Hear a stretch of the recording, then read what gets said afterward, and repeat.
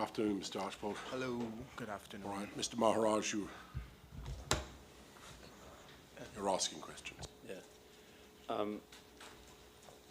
Mr. Archwell, you recall before lunch you said that Paria was not monitoring the work after lunch on the 25th because it did not know that the works were being monitored, and Mr. Majad Singh wasn't there because he did not know that the works were being monitored? He went for lunch. Yes, he went for lunch. And therefore, when the work started after lunch, he was not there. Correct. Correct? Yes. And you maintain that? Well, as far as I know, Dobson would have advised that he... I want to refer you to what Mr. Majad Singh said about that. And it is in the transcript of the 6th of December. 7th of December. I'm sorry, the 7th of December. Page 135. Page 135. What you're quoting from his witness statement? Or from the Transcript. Right, okay. Transcript. Transcript it is, all right. So this is what he gave as live evidence. Live evidence. On the 17th of on December. the 7th of December. Right. Line, from about line 3. Okay, so I want to go to your responsibility as an applicant. Before I go there, you told us that you arrived at berth 6 at about 2 p.m. About after that, I say around 2 or after that. What time did his work start that day? Sometime in the morning. Yeah, correct. So you didn't monitor the morning period? No. And the first time you started to monitor the work was at 2 p.m. Yes, that is when I reached out at berth 6. That's after lunch, yeah. So Mr. Majad Singh was saying that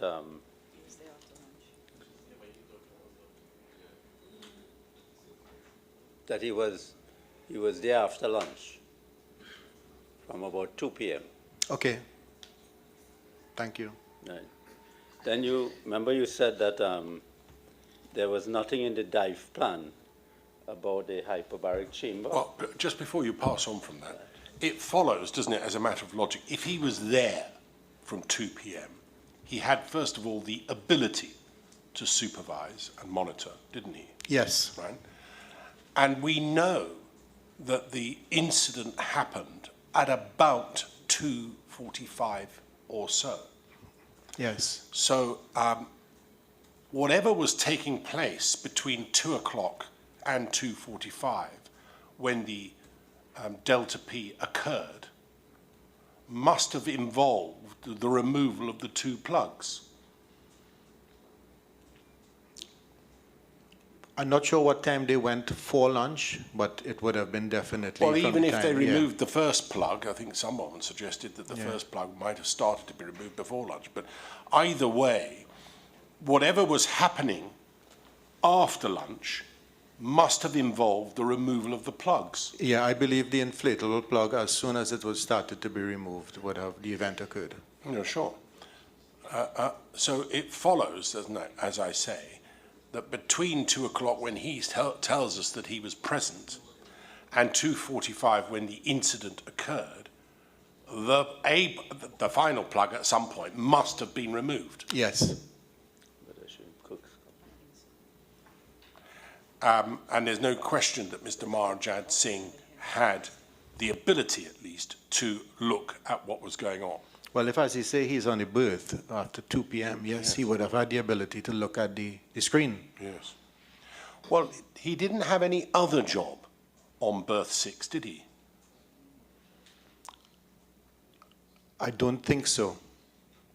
You told us earlier that he had another job earlier, before lunch, on berth 5. On berth 5. Which was to do, as we know, with the something or other test, what's it called? Carver. Carver test, thank you. To do with the Carver test, with the integrity of the weld, isn't it? So we know he had something to do in the morning, but by 2 o'clock, he's telling us that he is now on berth 6 and in a position, presumably for the first time that day, to do some of the supervising and monitoring that he was employed to do. Correct? Yes. And we're agreed, aren't we, that there wasn't any other task that you had given him or that you knew of that he had? As I said, I don't think that there was anything else Right. other than the work on Bird So 6. apart from supervising and monitoring at that time, he had nothing else to do. But as far as I know, that's right. So if these plugs were being removed between 2 o'clock and 2:45 when the incident happened, one might have thought he might have seen it. That would have been very possible if he was on Bird 6. Well, he was, according to him. Yes. All right. Thank you very much. Mr. Ashwell, I also want to refer you to what Mr. Kirk Scott said that he saw on the screen that day. Okay? And that is at, that is at the transcript on the 6th of December at page 228 and 229.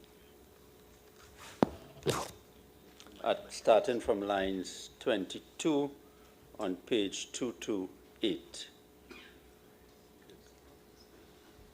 Line 21 says, I saw the top of the pipe where the flange was, right. Have you got it before you? Yes, and it's on the screen. And you could have seen that they were doing some work at the top of the pipe. Yes. Taking out something from the pipe. Answer yes. Are you seeing it on the screen? Sorry. Sorry, well, I'll wait and I'll start back. That's okay. I am understanding what you're saying. You understand what I'm saying? While everybody else. Yeah. I'm sorry. Yeah.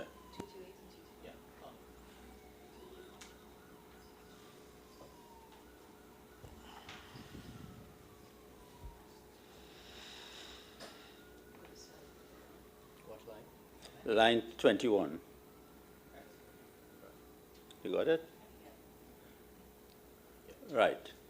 I saw the top of the pipe where the flange was, right. And you could have seen that they were doing some work at the top of the pipe. That's the question. Answer yes. Question, taking out something from the pipe? Answer yes. Question, what you say they were taking out? First, what you saw they were taking out? First, I saw there was working, moving some bolts from on the blank. Right, and during another time, another period, because every time I pass, I would take a look. I saw personnel operating a chain block and turning something. And if you see, I wonder if we could show I wonder if the witness can see that mechanical plug on the screen. I want to show you on the screen something, and you will tell me if you recognize it, okay, and he was shown something on the screen. Yes. Was it something like that that you saw them working on? Something like that I saw after takeout of the pipe. So, therefore, from that, you would agree that based on what Cook Scott said, who is an employee of Paria, and he was looking on the screen, you could have seen the plug being removed. Yes. But I understand that he must have seen that they took it out. Yes, Yeah. yes, yes. Was there any reason why he shouldn't know that it shouldn't be removed?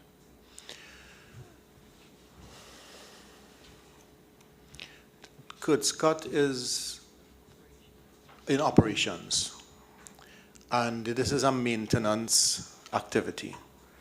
I don't know that Kurt Scott was briefed or taught or educated or informed in any way about what the plugs looked like or what they looked like. Yeah, never mind about what they looked like. I mean, did he understand in any event, that there was certain works that he was to be observing? I don't know if he was supposed to be observing those works.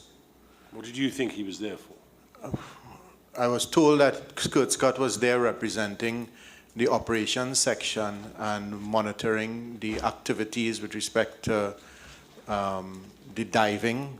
For example, one of the roles of the operators or the operations department is while diving is going on to ensure that no vessels are in the area to cause a harm to the people, Right. facility risks, as well as if any work is going on, that there's no cause of pollution taking place as well. In other words, that there should not be any of the gas from the pipe going into the hyperbaric chamber. No, pollution would be liquid hydrocarbon from the lines, Coming out of the line. from other lines on the berth. I'm not following you. On berth 6, to make sure there was no oil leaks from any of the other pipes? Yeah. Well, Oh, what did he need? The only pipe inside the hyperbaric chamber was the riser, correct? yes, but the role of the operator is to monitor for pollution on the berth. No, I understand that. I Yeah. understand that. But the purpose, I mean, he's looking at a screen. That's what he told us he was doing. Not all the time, but he was looking at the screen. I don't think that was his purpose for being there, looking on the screen. Right.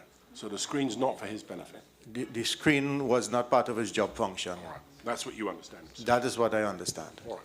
Thank you very much. Okay, and remember before lunch you told us that in respect of the dive plan, it had nothing about a hyperbaric chamber?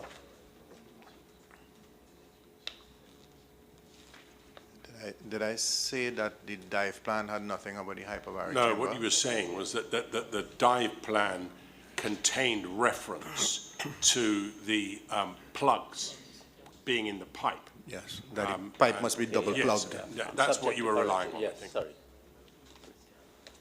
So I looked at the dive plan, and it is at volume 3, at page 1064.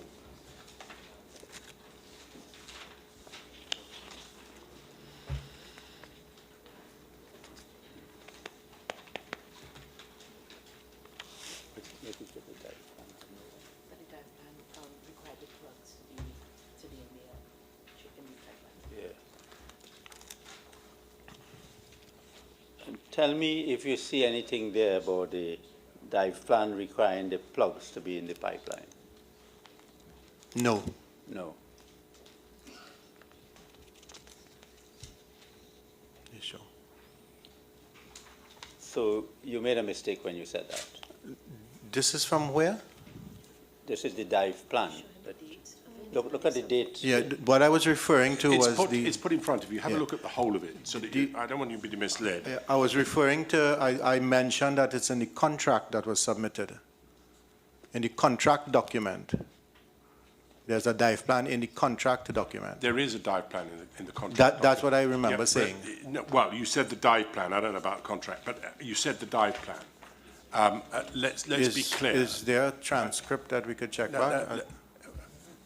Let's not worry about it. Right? Okay. It doesn't matter particularly. Okay, good, What you thanks. meant was the dive plan in the contract. Yes, that's what I Right. meant. The dive plan in the contract, I think, is in a different bundle. It's in Core bundle 2, isn't it? Page 714.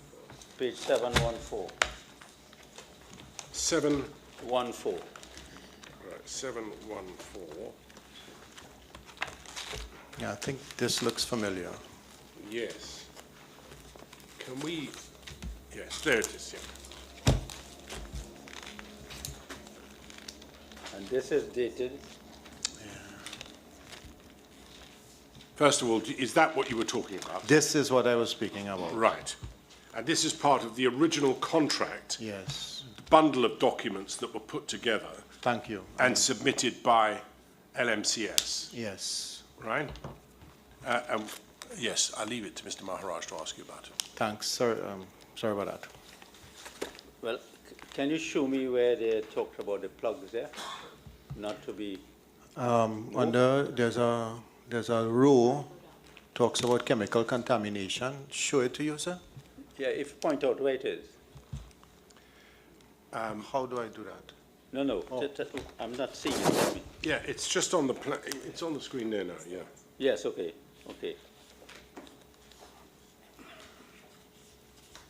Contents of riser removed and line double plugged, Yes, sir, that is what I was referring to. but it doesn't say that plugs to be use a plug not to be removed?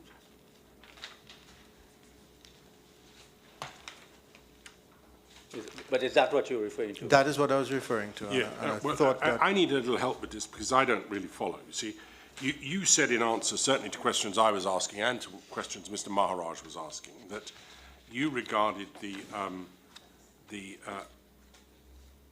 separation between the dive work permit to work and the works permit to work as being two separate items. And I showed them to you so that you could see what they were. Yeah.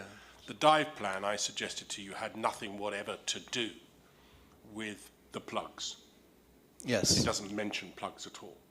The other work permit did mention the dive, that the plugs were to be used.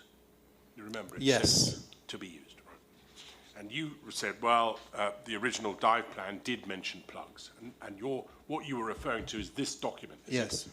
Is that the only reference that you wish to make in relation to diving and the plugs? There's nothing else, is there? I can't think of any other. No, and I don't think there is anything else. The position is this. This is a document which was submitted as part of the original contract, correct? Yes, Do we see that the date of this is, if you scroll back the other way, please, the 10th of May, 2020? yes, Scroll up, please, so that we can see everyone. Yes, see top right-hand corner. This is dated the 10th of May, 2020. Yes? yes, Clearly something which apparently is drafted long before the contract was entered into. Long Correct, before, yes. Long before. Perhaps even a cut and paste. I don't know. Well, nobody knows that for sure, but there's no reason why the 10th of May would have been something. I don't think even the contract was out for tender on the 10th of May. Well, certainly I don't know. But I am assuming that they would have used this in the 2020 job. Yes, in other words, this looks to be in relation to an earlier job, And which they- might have been cut and pasted. And they Fact used it in the remains- tender submission. The fact remains, though, that has obviously been superseded, hasn't it, by the document at page 1064, which is dated the 15th of February 2022, I believe the day of the initial works. And this was used in the document, this was submitted? Yes. Okay. This is what has been supplied as part of the documentation. And if you look over the page, you can see it has to the next page, please. So you can see it's signed, Mr. Farah, at the end. But I mean, if you just look over the page, no, you've gone too far, I think. We're 1065.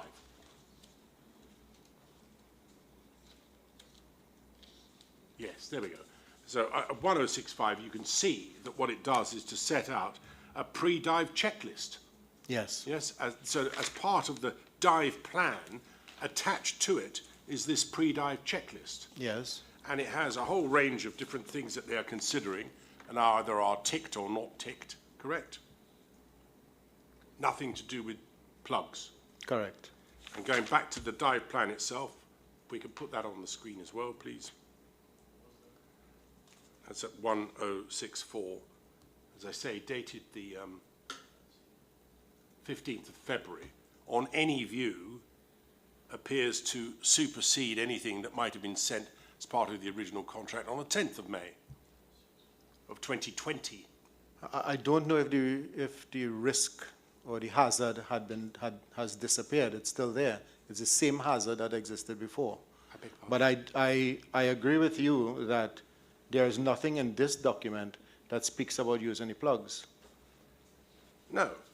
And the reason for that, it seems clear to me, is because the diving has got nothing whatever to do with the plugs in the pipe.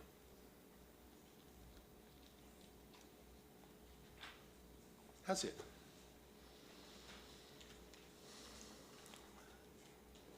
The diving that was done on the permit to work has nothing No. to do with the plugs on the pipe? Yes.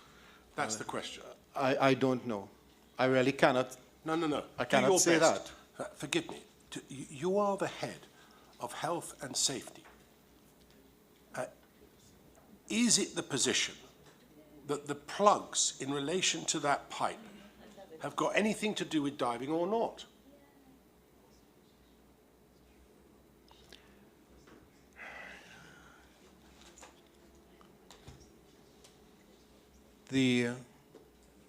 If this had all been above water, would it have been any different? Would the works that needed to be doing, if the riser was being replaced above the water line, you'd still use plugs, you'd still have the same removal of the riser, you'd still have the flange put on, you'd still have the new riser fitted, all of that would have been exactly the same, wouldn't it? Yes, The only difference here is that this was below the water level, correct? correct. So the dive plan relates only to diving in and out of the hyperbaric chamber. Look at what it says. Method statement, at the bottom of the screen or where you've got it there, method statement, the last of that paragraph. You've gone too far on the screen. Go back where you were. Method statement, dive from barge to chamber, access port at SL36 riser. Yeah, I and agree. back.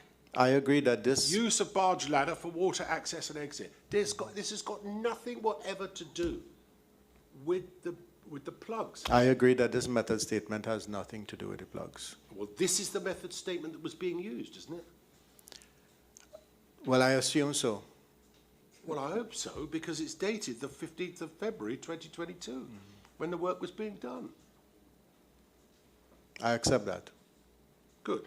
So where we are then is this, is there is a separate work permit to work, for diving, correct? Yes, That permit relates to diving in and out of the hyperbaric chamber. correct.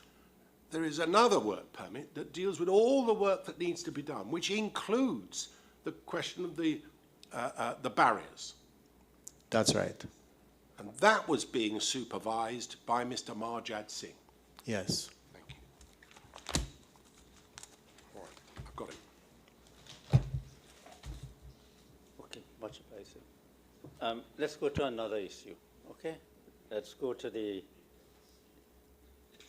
your witness statements that you dealt with the question of rescue, right? Yes. At paragraph 35,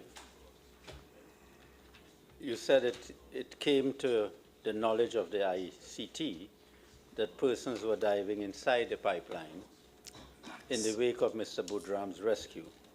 And based on your qualifications, knowledge and experience in occupational health and safety, you advised the incident commander that diving into the pipeline was unsafe. And then at paragraph 37, this is what you said. And this is also based on your qualifications, knowledge, and experience, correct? You said, Yes. I believe it was unsafe to dive within the pipeline at that time without a continuous air supply with a tank and a tether. The rescue divers would have at least needed a rope with them and supply of air. They would have needed a tank to be on them as an emergency air supply in case their regular air supply was interrupted.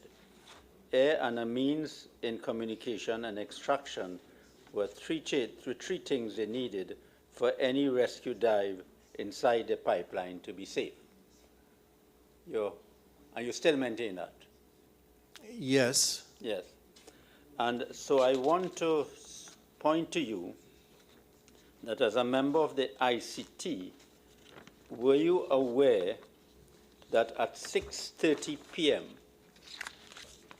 on the Friday, that when a rescue plan was being offered, when Conrad Bedo arrived at the scene, it was supported by commercial diving equipment and experienced divers, and I refer to paragraph 40 of Andrew Farrer's evidence. That is at 448 that is at page 448 of volume 1. at volume 1 of the witness statement. witness statement bundle, paragraph 40. Were you as a member of the ICT, were you aware of that? At around 6:30 p.m., Conrad arrived with all of the surface supply equipment which we brought onto the barge. The rescue plan was modified so that we could now enter with commercial equipment. Pause there, please. I want to make a note of this. Around 6:30, Conrad arrived with all commercial equipment. Yes. Well, all the equipment. With all surface supply equipment. Surface supply equipment.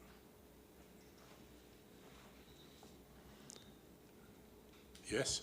And later on it says the rescue plan was modified so that we could now enter with commercial equipment. Yeah. I remember Do there you was agree a, with that? yes. And you're agreeing with that? Yeah, Subsea Global came around that time. I No, believe. later Subsea Global They came. came later. Oh, Conrad came with equipment? Yes, Conrad came with equipment at 6:30 p.m. And at 7:14 p.m., Subsea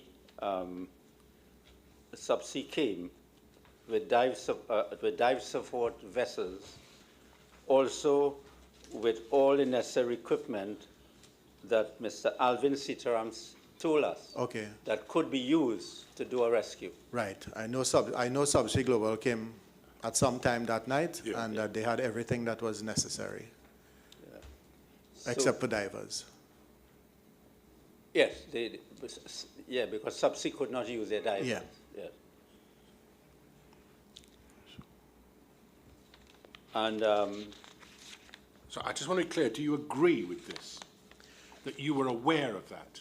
I did not know that someone named Conrad Beddoe came. All right, forget his name. You knew Yeah. someone came, a I- diver. Yes, divers came. So as far as you're leaving aside the names of the Yeah. individuals, you in the ICT were aware that divers had arrived Yes. with equipment, I don't know what equipment they came with, Right. but shortly after, a lot of equipment came. and then Subsea Global arrived, Yes. whoever they were, and they had the commercial equipment necessary. That's right. Right. So you knew that at the time that it was happening, is that Yes. is that the position? Thank you. and you also knew that there were divers that LMCS had available who had commercial diving experience.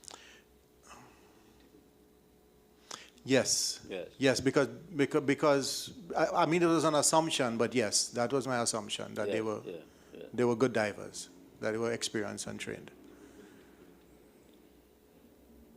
And before I refer you to the evidence that Catherine Balkisoon gave us, you know, Catherine Balkisoon was Yes. a member of the ICT. Yes. But before I refer you to that evidence, you also had information at the ICT that they were willing to go into the pipeline to do a rescue.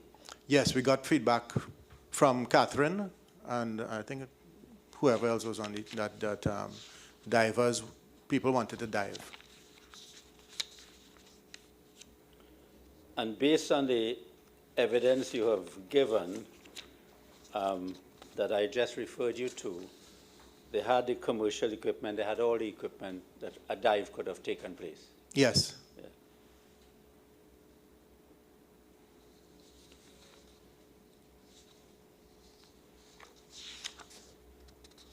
Do you know whether the ICT, apart from the Catherine Balkisoon talking to them and relaying the information to the ICT, do you know whether the ICT has sent anybody to talk to them? Well, Catherine was the person on the site. Catherine was the person Yeah, on the site. she represented the ICT on the site. So she communicated all that information to the ICT. Yes. And you agree to that. So the question now is, do you know whether the ICT had any discussion with them? Through Catherine, it would have only been through Catherine. Through Catherine. Yeah. And were there discussions that no diving should take place? Well, at one point in time when we found out that at least one person was diving, the decision was that it should stop, and that was communicated. Yes. So the ICT made that decision? Yes. And it was communicated by I think it was communicated by Catherine. Catherine. I think so. But who communicated it to Catherine? Mr. Piper? Might have been. Might have I'm been. not sure. But I assume it would have been Mr. Piper. Now, Time. Around 7 p.m.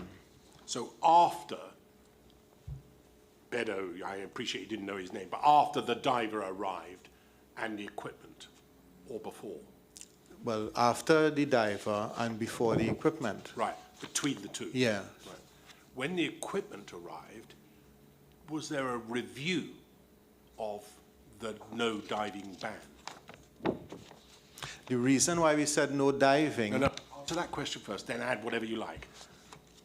Was there a review of the no diving ban at the point at which the equipment arrived? Continually, yes, there was a review. Continually there was a Yes. review. Did it change?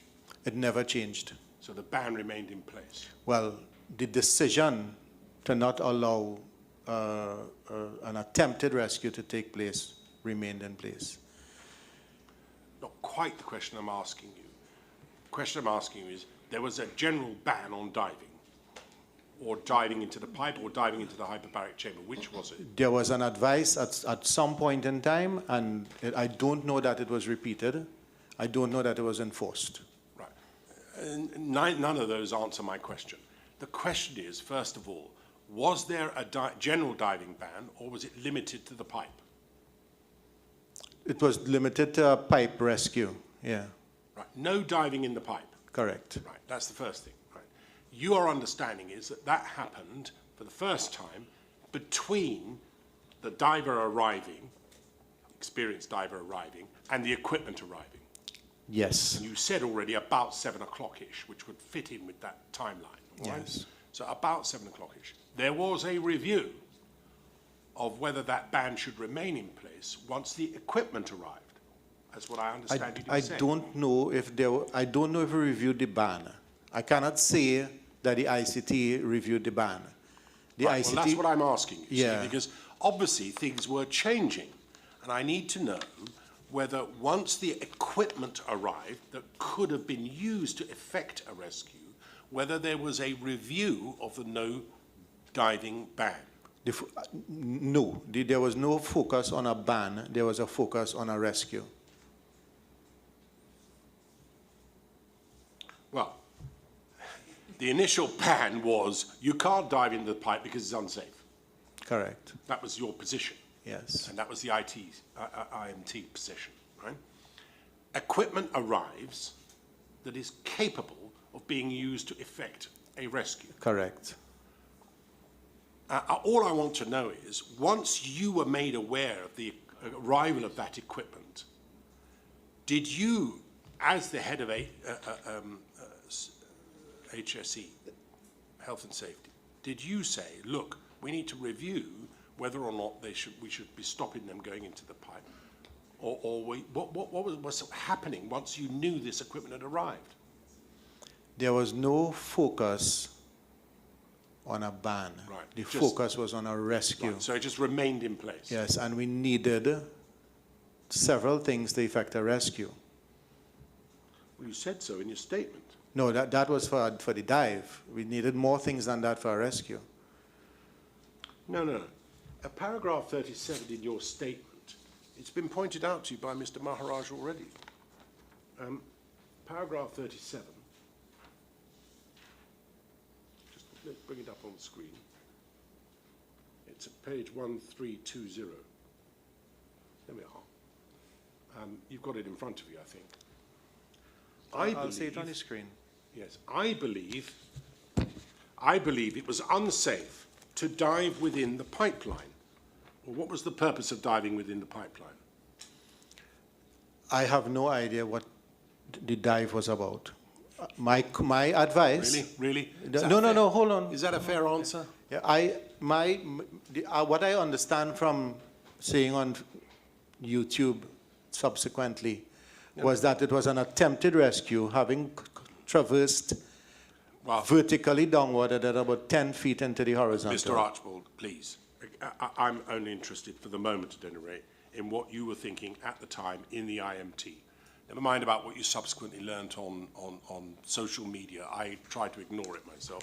But doing your best to place yourself there at the time, you say, I believed it was unsafe to dive within the pipeline at the time, correct? Correct. Right. And there's only one purpose for diving in the pipeline, wasn't there? It wasn't for fun, that's for sure. Certainly. No. That is. And that was in order to effect some kind of rescue. That's right. Right. I believe so. You believe so. So what you're saying in this statement, which you've prepared for us, is this. I believed it was unsafe to dive within the pipeline at that time. Without, 1, continuous air supply, 2, a tank, 3, a tether. The rescue divers would have at least needed a rope, that's the tether, with them, and a supply of air, which you've expressed. They would have needed a tank to be on them as an emergency air supply.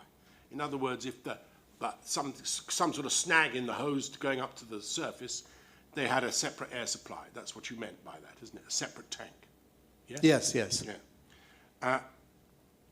And their regular air supply was, in case it was interrupted, air and a means of communication. So that's a fourth thing. Some way, although you could use the rope, presumably. Yes. Means of communication and extraction were the 3 things that they needed for any rescue dive inside the pipeline to be safe. Correct. Right. So just pausing in time, as Mr. Maharaj has asked you about, these men have arrived. There's been a ban put on diving. These things have now arrived, haven't they? Those things have arrived, yes. Right.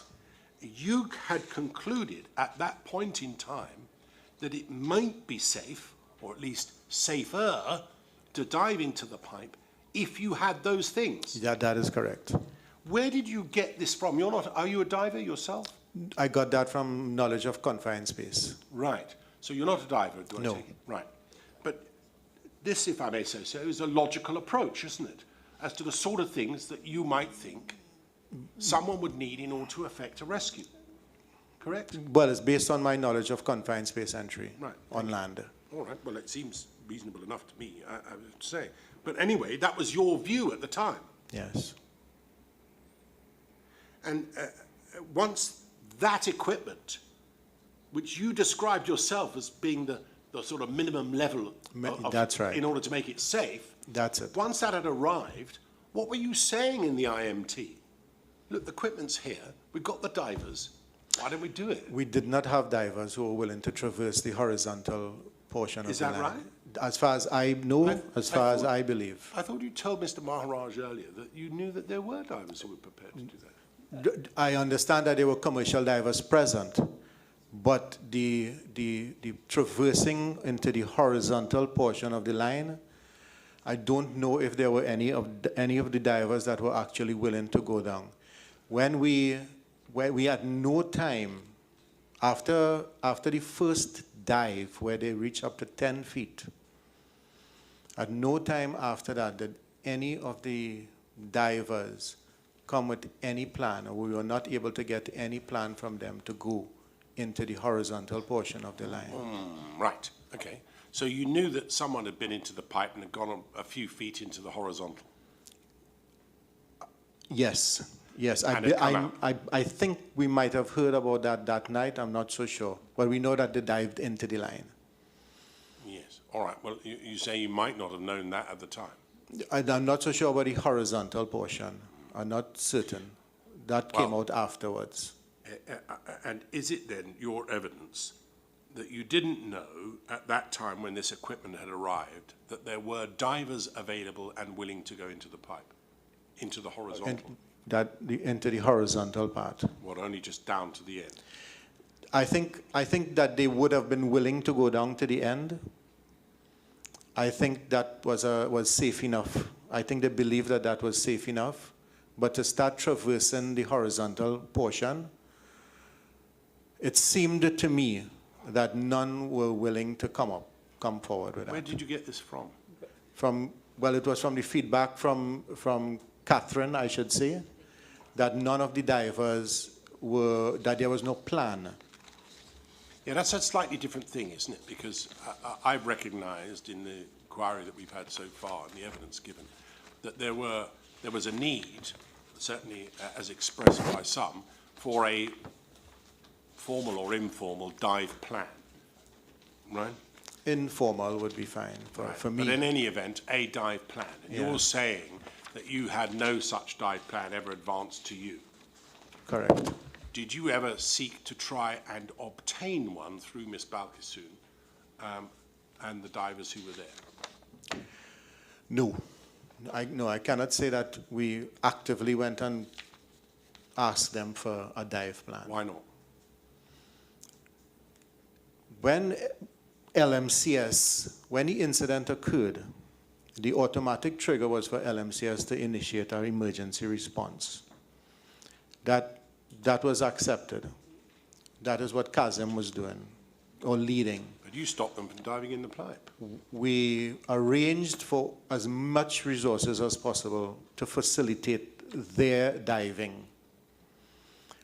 Mm-hmm. And when, after that first dive by Michael Kurban, there was no effort coming forward at that point in time. Well, pausing there, did you have a dive plan for Mr. Kurban to go into the pipe? No. Right.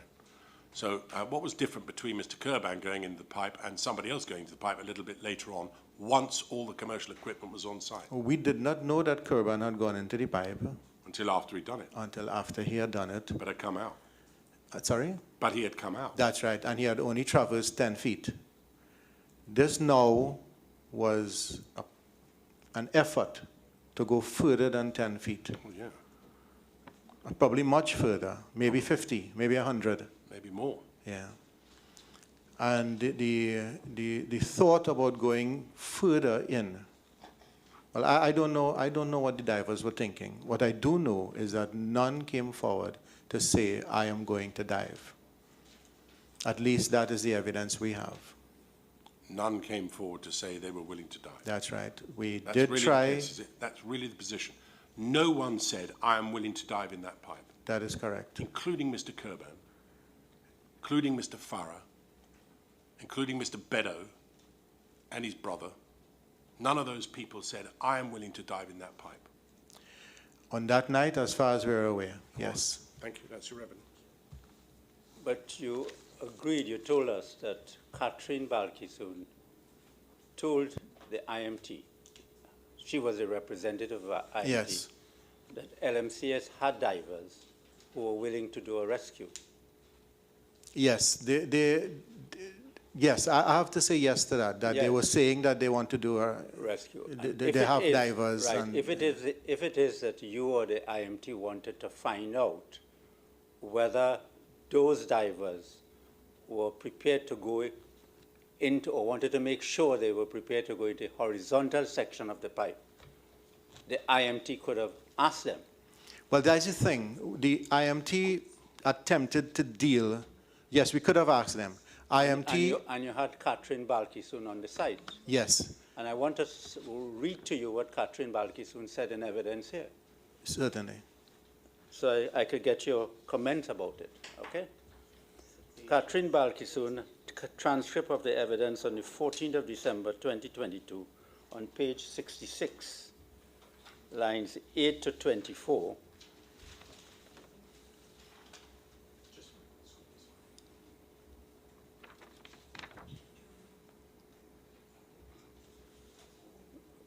It's on the screen for you.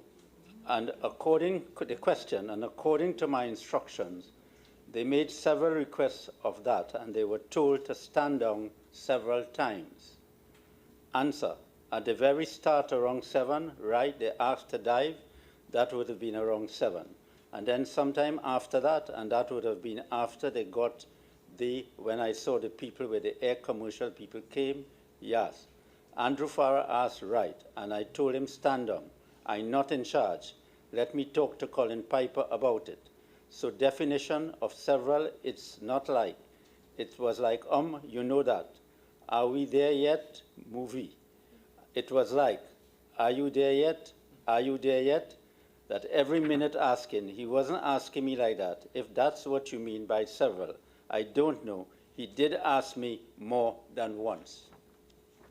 So she was saying to us in evidence that the divers there were prepared to go into the pipe, wanted to go in. She communicated it to the ICT, and they were told to stand down. Were you aware of that? Not to that detail, but I could tell you what, not to that detail.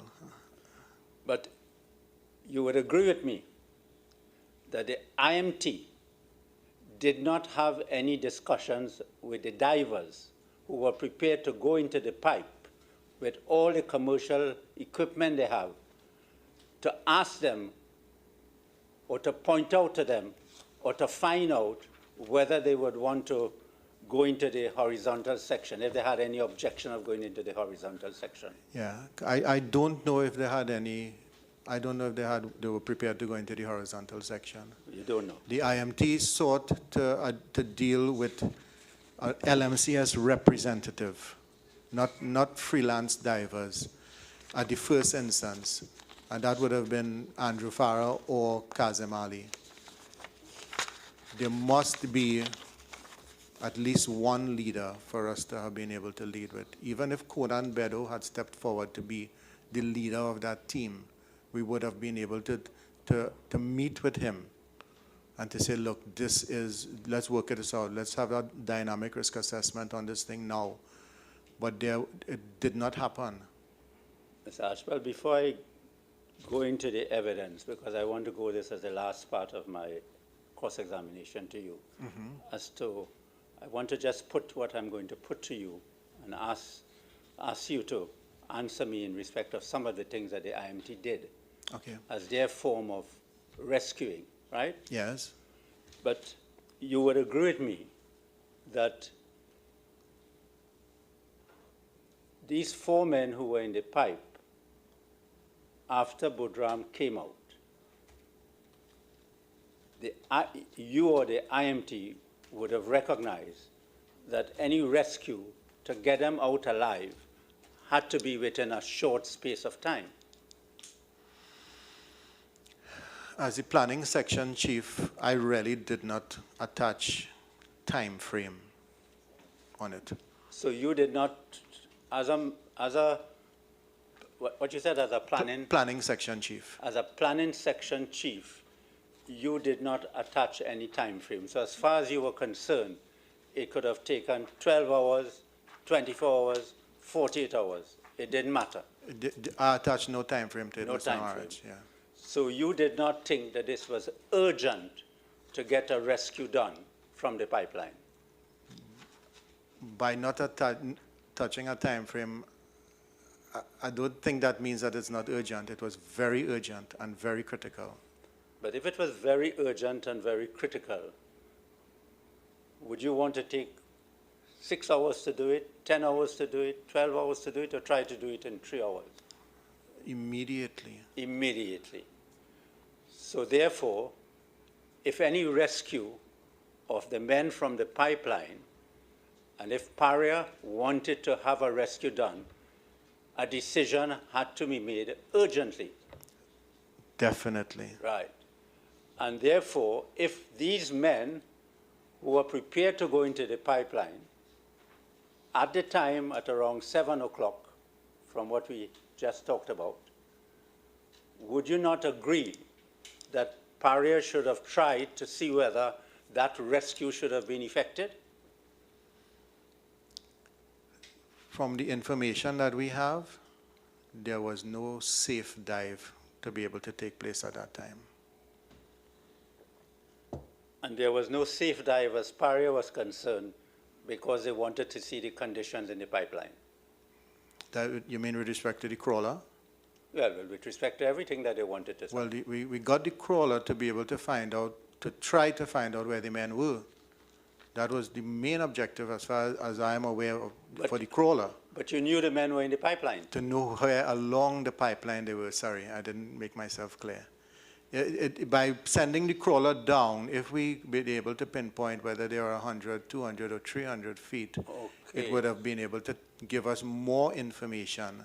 Okay, so the reason for the crawler and the reason for getting all this video footage was merely to find out how far in the horizontal section the men were. Not merely, it was to try Okay. to find out where the men were. Okay. Well, let me just point out to you what Paria did, because Paria is relying upon this timeline to do a rescue. And I want to put it to you as a representative of the IMT. Yeah, what timeline is that? Yeah, I'll go through it. Oh, sorry. Mitchell was contacted at 4:30 p.m. on the 25th of February 2022, and they were told to be on standby by Paria from 8:40 p.m. with surface supply equipment. And that is to be found at paragraphs 4 and 5 of Fitzroy King's witness statement, supplemental witness bundle, page 3017. I wonder if we could put that up on the screen for the witness to see.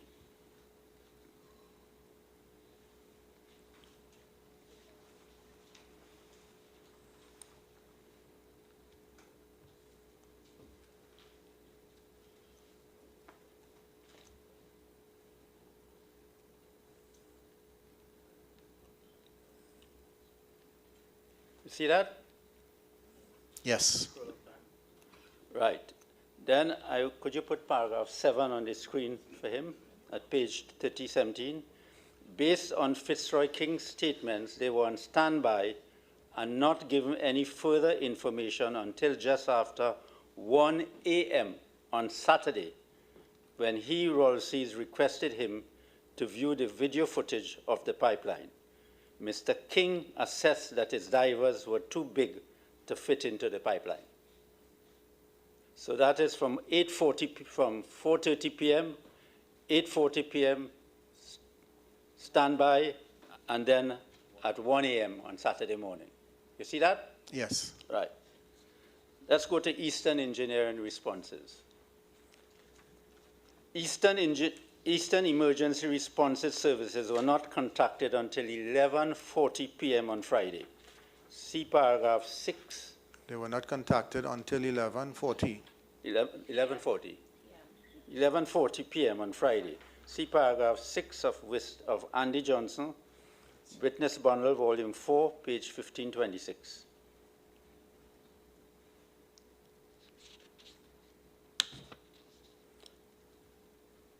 And also paragraph 11.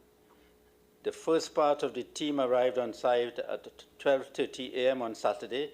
They were briefed at 1:25 a.m. by the incident commander, that's at paragraph 11.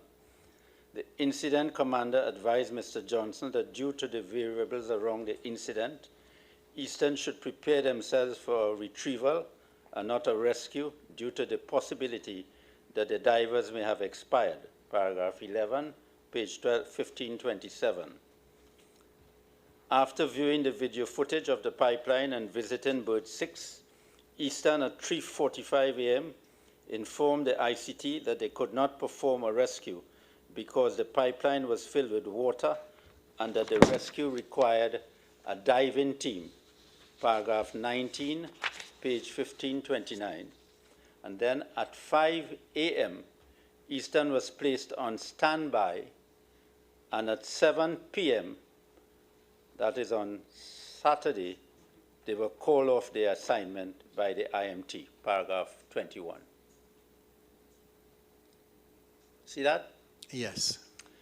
OTSL. OTSL was contacted in the afternoon of Friday, the 25th of February.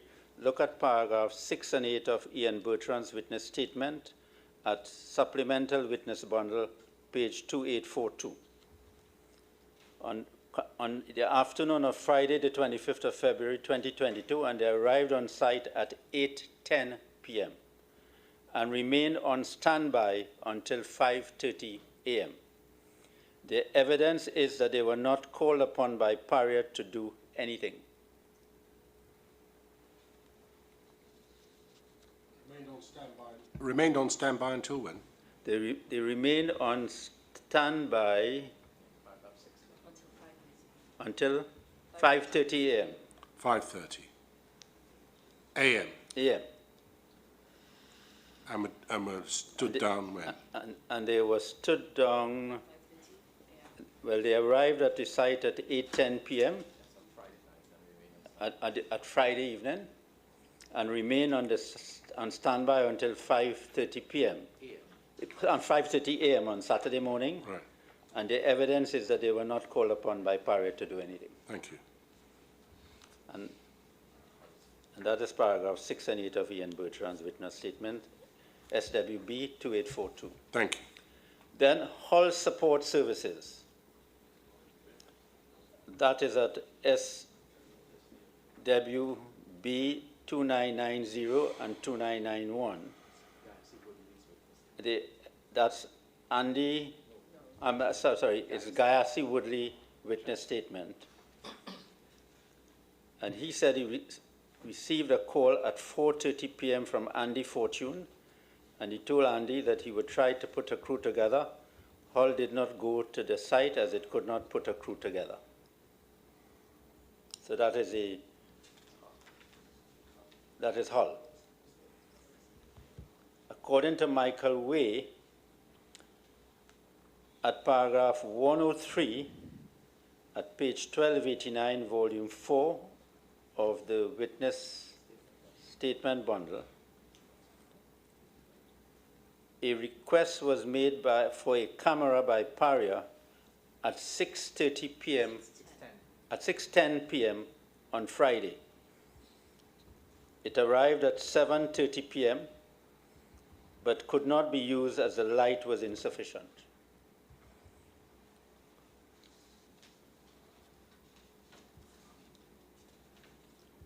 Further,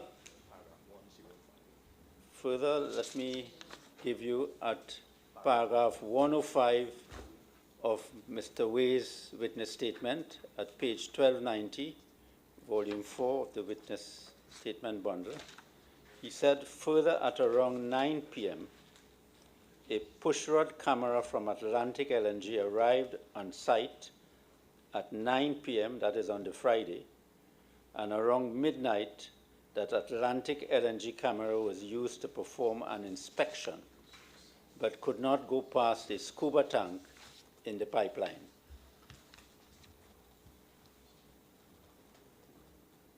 Hummingbird was contacted at 10:50 p.m.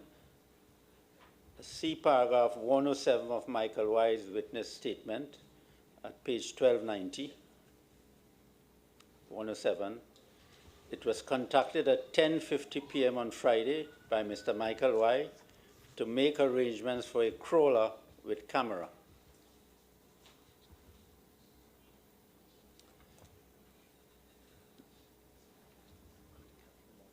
You see that?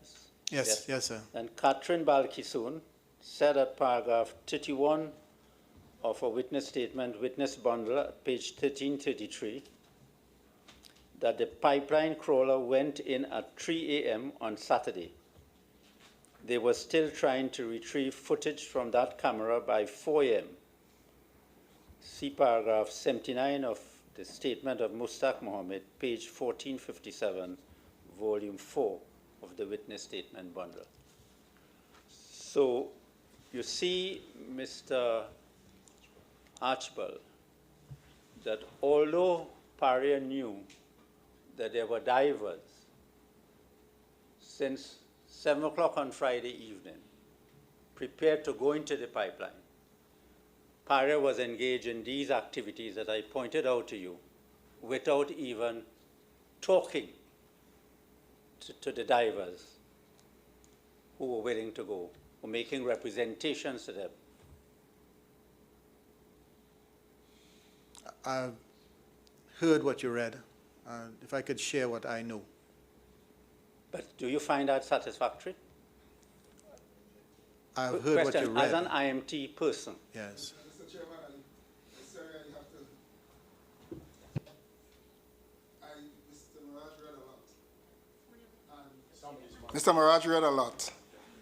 And the witness is saying, I heard what you read, but I want to tell you what I know.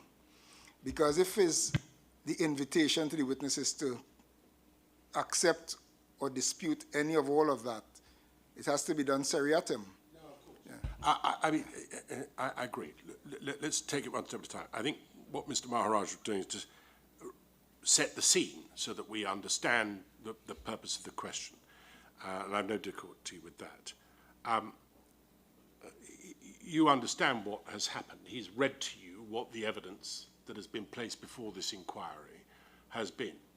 All right? It's not all of the evidence, obviously, and there's some evidence that potentially contradicts it. All right? So, but this is the evidence that has been led before this inquiry, either in writing or by live evidence. Well, right? it's bits and pieces of No, evidence. of course it is. It's a selection. We're not going through the whole of the evidence for you to consider that. That's my job, all right? But you've been given a picture of the activities in terms of finding people who were prepared to do something, if anything, to rescue these divers by the IMT, all right? He's given you a picture. I accept it's a snapshot, but it's a picture, all right?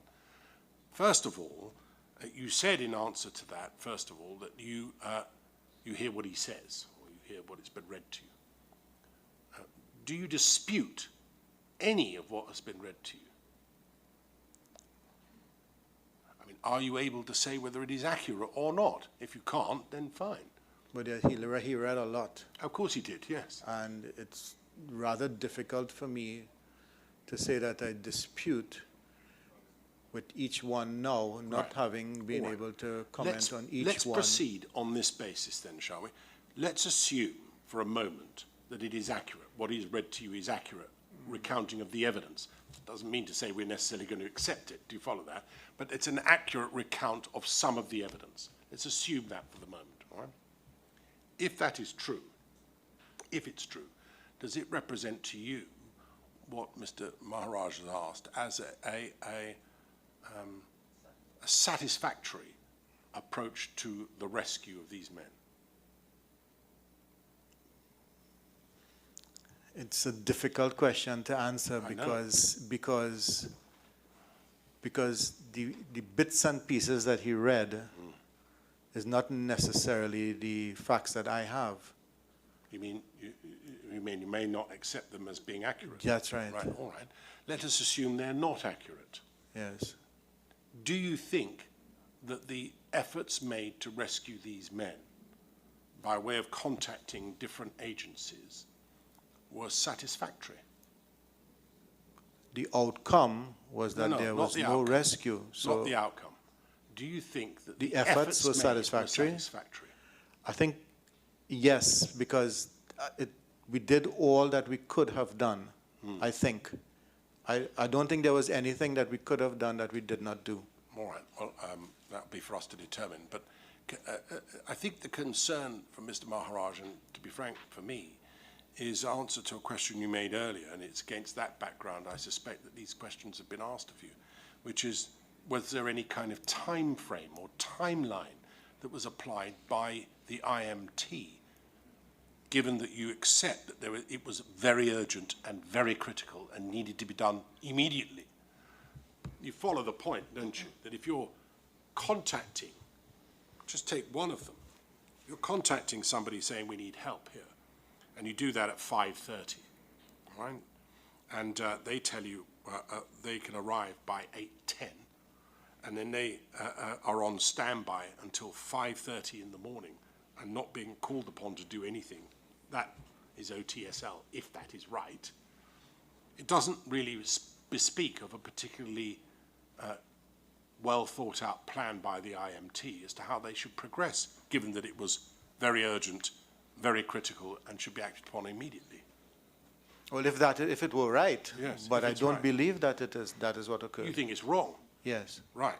You think that they were contacted before 5:30? No, I think the time that they were contacted is correct. Right. They But what arrived at 8:10. I believe that is also correct. Right. But you say they were called upon to provide some assistance. Yes. Right. All right, well, let's assume that that is correct. At 8:10, when they arrived on the scene, well, now go back one step. if at 5:30 they're saying they can't get there for the better part of 3 hours, did you think that that represented to you what was either very urgent or very critical? They can't even get there for the best part of 3 hours. I believe that that was the best they could have done. No, I believe that too. But is it good enough for you? Well, it certainly was not good enough for the rescue. No. But there was nothing else. This is the Friday afternoon, evening. Yes. And you're calling upon persons to mobilize. Mobilization doesn't take an instant. You're calling people out from their homes, possibly, and they have to report to work and then... No, I understand it might take, believe me, I've been stuck in the traffic here just like everybody else. But I understand how it works. The point about it is this, is that if you had a timeline, and you know the incident happened at around 2:30, that they disappeared, 2:30, 2:45, call it 2:45, all right? They disappeared, 2:45. 2.5 hours later, approximately, somebody comes out of the pipeline, alive. So at 5:30 or so that evening, you know for sure that there are people alive in the pipe. We believe that. Yes, exactly. There must have been in your mind a critical timeline upon which to work. Because at 5:30 you say, well, if we can get a team in there now, we might save 1, 2, 3, or all 4 of them. If we wait an hour, it's going to take, we may lose 1. If it takes 3 hours, we may lose 2. If it takes 5 hours, we may lose them all. Did you not work to some kind of timeline? No, I think I understand the question, but I don't agree with the basis. Right. That you'll need to explain. If you call upon someone for help, and you want the help now, and they say, I can make it there in an hour or 2 or 3, do you tell them, no, I don't need you anymore? No, we did not do that. We called upon them for help, and they came. And then we called upon another team for help, and then another team, because we did not assume that one would be good enough. We called upon everyone that we were able to get in contact with. So we turned away no one because they were not able to reach immediately. They all understood the urgency of why they were coming. And I believe that they came as quickly as they could have come. I believe that too. Whether that was good enough, I mean, we know the result, we know the outcome. But whether they could have done better, I don't know. No, it's not about whether they could have done better, it's whether you could have done better. You, the IMT, I don't mean you personally, although that may be an issue too, but the fact is that if you call someone and they say, look, it's going to take us 3 hours to get there, there must be another plan. All right, you say, then you call someone else and get them to come there, and another, and another. But we didn't tell them not to come. No, I appreciate that. There's no point in telling them not to come. Thank you. But, and I get all of that. The point is, though, is if the first arrival of anyone to give you any help is hours away, is there not a plan B? Is there not some other alternative? LMCS was affecting the first plan, which is to put together a rescue team, right, which we were helping with. Well, you say you were helping with, as I understand it, what was happening is that you provided them with a few tanks of air when they said you needed some more. But apart from that, you were prohibiting them from going into the pipe, weren't you? The help that we provided to them was to get their divers down, to get air for them, and well, they got their own vessel. Yeah, the help that you provided, LMCS, as I understand it, correct me if I've got it wrong, but it's that when they said they ran out of air, you provided them with some more air tanks. Yes. At the same time, you were saying don't dive. Correct. Right. So what I want to understand from you is this, is that you knew pretty early on that the best that you were likely to achieve was it was going to take hours for any of the people you were calling to turn up and be able to help you. That was the position, was it not? Yes, but I have to, the questions cause me to have to ask this. What was the alternative? The alternative was to have a plan B, which, bold as I might be to make a suggestion as to what it might be, is to go to LMCS and say, or go on the barge, the berth, and or speak to them directly, not through Miss Balkissoon, if that wasn't working. I mean, you knew, according to you, that the equipment had arrived. You knew that there were people who were still in the pipe, almost certainly alive, and you knew that there were divers who were available and willing. I mean, is it beyond the wit of man to be able to put together a plan yourself? No, we could have. Well, but why we did didn't you? not. I mean, you came up in your own statement, which you dated the 16th of August of 2022, with what you regarded as the minimum requirements to be safe. It didn't involve selling in a camera. It involved making sure that the person who was going to go into the pipe was as safe as he could be, didn't it? That's right. And you had that. And after 7 o'clock, there was, as far as we know, as far as I believe, there was no one willing to traverse the horizontal part of the line. Do you think you might be wrong about that? It is possible. Right. And if you are wrong about it, then somewhere along the line there was a failure in communication of that, wasn't there? If Yes. you're wrong. Yes. Yes. So if there were willing people, if that's our finding in due course, that there were 1, 2, 3, or 4 divers who both had the ability and the willingness to do it, you say, you at the IMT did not know that. Right. So Is that the I position? agree. Yeah, all right. And if that is so, there was a failure in communication, was there not? Definitely. Right. But the willingness, The consequences of which may be death. it may, but the willingness would not have effected a rescue. The willingness would not have effected a rescue. Well, you needed someone who was prepared to do it. I still, if it is, we could ask those same people who we think were willing and sit together with them and develop a plan now, even now, after this incident, and see what it actually entails to go down into the 30-inch line, traverse horizontally, and to remove the bottles, and then to come back up, then to go back again. Why did the bottles need removing? To be able to get to the first man. Why? 30-inch pipe couldn't go past me and a bottle? Well, and I'm not a diver and I'm not a rescue diver. I'm neither of those. I dive a bit, but I'm not a rescue But diver. if the rescue diver is going down, he would have on his helmet the umbilical. He would need to have an extra bottle for the person and a tether. It's a smaller bottle, you know that, don't you? Yeah, well, and he should probably go with a BCD, the vest, so that way the man would not have to swim or be pulled up to the surface. That what I think might have been the better thing. So that would have used that to rise vertically rather than to have to pull, because to set up a pulley at the top of the riser would have been almost impossible. All right, well, let's not muse too much at this juncture, because I'm not sure that's going to achieve very much. But that musing that you're doing now is something that might have been done then. We did it then. I rather got the impression from your statement that you had identified the things that you thought were necessary in order to effect a safe rescue. We did that then, and we worked. But there was the willingness from the LMCS supporters was not enough to effect a rescue. Right. It might have been enough to dive, but not to effect a rescue. I'm not sure I understand that. But, diving does not... As I understand it, again, if I've got this wrong, Mr. Archibald, please tell me.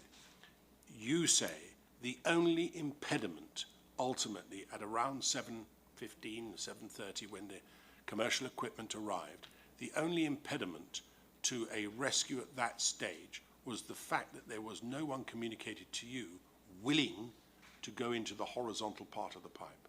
Have I got that right? And that is the main impediment. Right, okay.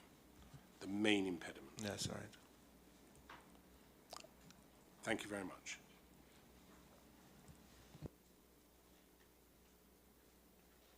Just before we move on, Mr. Maraj, I heard you just mention that it was a possibility, or even if no, we were to sit with the willing personnel, right? I think what has already been established for me by Paria is that the ICT members are ICS trained. And you as the head, are you aware of a unified command under ICT or IMT philosophy? Yes, the ICS teaches about unified command Right, approach. so a yes. unified command would dictate very much what you said. So even engage any specialists and or your outsource stakeholders, under that philosophy, you could have engaged all your specialists, whether using technology, teleconference and stuff, to start enacting components into your tactical plan as early as when you started engaging the first specialists. Right, so the specialists that we contacted were on site. And when they came on site, we engaged them at that point. The unified command, it did not include an LMCS representative, which is what the commissioner is saying. No, not necessarily. So I'm even removing you from, any having to think about diving or confined space rescue. I'm dealing with your expertise or competence in ICS. Yes. And since you're familiar with a unified command, there are multiple agencies that you engaged, not concerned with the time that they showed up. Yeah. I'm just trying to interrogate the philosophy or your understanding of the unified command philosophy, because it speaks to a quality timeline that you could have gotten quality information and or started developing components into a tactical plan. Okay, so Under the unified command. Right. So the unified command won't only pertain to LMCS as your first responder, because you've engaged Ralph Seals, you've engaged other Right. members. So even though if they were scattered across the country, and I do appreciate February 25th, that was a Carnival Friday. Yes. So I think if you have a good understanding and a good command of the unified command philosophy, I'm a bit challenged in terms of what I'm hearing. It seems as though your outside stakeholders were engaged in silos and not necessarily under the unified command philosophy. I'm not sure which agency should have been in the unified command that was not there. Yes, there may have been others, but and if you consider the planning P, which is the initial response and then the generation of the ICS 2-1, the incident briefing, and the formation of the incident command / unified command, right? Unified command for larger incidents. And before you get into the cycle, that at that point in time, we actually did have TTCG, TTFS, Trans-Tobago Police Service. We did not have the dive companies as yet. They didn't arrive until about 8 o'clock. And I think what you're seeing is that we could have been online with them in order to be able to start soliciting information. Yes. We were not necessarily online over the phone with them, explaining what the situation was.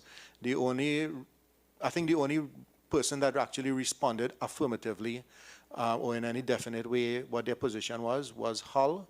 The other three needed to be on site to be able to assess before they could have made a pronouncement. So the creation of the unified command, you could say it was started, but the first tactical plan did not take place until after the first site visits were done. But now I'm going to have to test the site visit because there's nothing that came out to me. What the diving companies did in That's right. That is absolutely correct, yes. So, but also under the ICS system, I mean, again, the thing about it is command and control and over-exaggerate. Yes. So I understand Coast Guard showed up. Coast Guard immediately almost said, look, we're not going into the pipeline. So I'm not hearing powerfully that a unified command operated as advertised under the ICS system. No, I would agree Okay. that it did not operate as advertised in the ICS system, and that is actually one of our findings. Okay, so then really, Yeah. okay. So there are gaps in terms Definitely. of the timeline. That's right. And the recommendation is to do training with the, joint training with the regulators and the persons in rescue and that kind of thing. Understood. Thank you for that. Yes. Mr. Chairman, sorry, just by housekeeping, are we likely to get to Mr. Osei Fleming Holer? I see it's 5 to 4. And, We have to rise at 5:30 at the very latest. yeah, that's what I was Yes. advised. So at least we could keep Mr. Seals and Mr. Fuentes at least, so that we don't lose time. But No, quite. I can't see us getting to Mr. Osei. Well, what I would like to do, can you just give me a moment? Sure. Ronnie.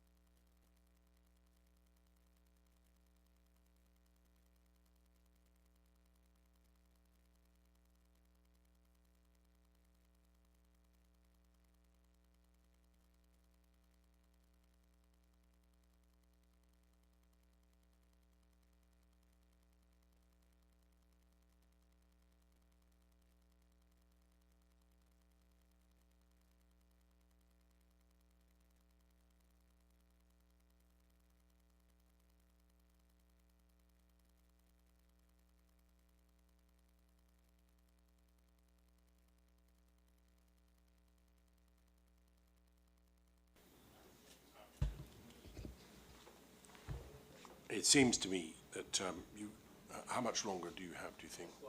Right. All right, well, ask that question, and I'll deal with with where we are going to with the rest of the witnesses. Go on.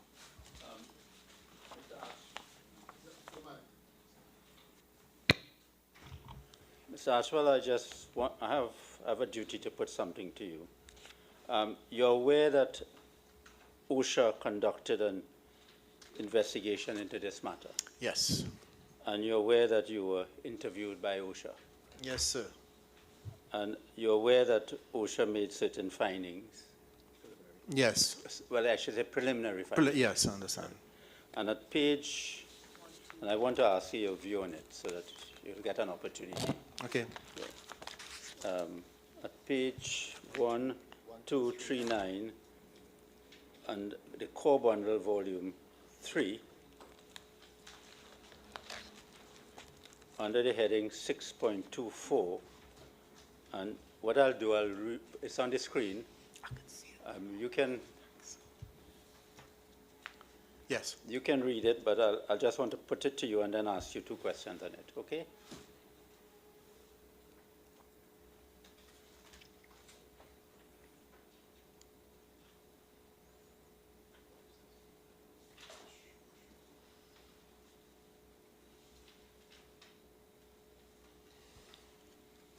Yes. Yeah. Well, OSHA stated that you had no experience in offshore subsea maintenance works. Yes. Do you agree with that or not? Whether I have no experience or that I told them that. Well, did you tell them that? I don't remember saying that to them, You don't remember saying that to them? but it's something that I might have said, but I really don't Something you remember. might have said. I asked them to be able to tape the conversation, and they said no. So So you agree with them then that you have no experience in offshore subsea? Well, I have maintenance? never done diving or any sort of maintenance work. Offshore maintenance? Offshore, yeah, I have never done any of that. Right. So if that is what was meant here, then I don't have competency, qualifications or training in doing any sort of offshore work. Great, okay.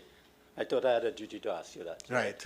And it went on to say that he admitted that his team does not have the required competency in offshore subsea maintenance work. Well, I don't know what the word required there, but my team does not do offshore maintenance work. We are HSE. We are HSE professionals, so we don't do the work. We understand the risks associated with the work for the oil and gas industry. You do not understand the risk associated? We understand the risks associated for the oil, as far as the oil and gas industry pertains, but actually the doing of the work, no, that is not our area of expertise at all. So you understand the risks in this job that was being done? Well, as far as it pertains to the oil and gas industry, the diving aspect of it, the competent contractor would have brought that to us.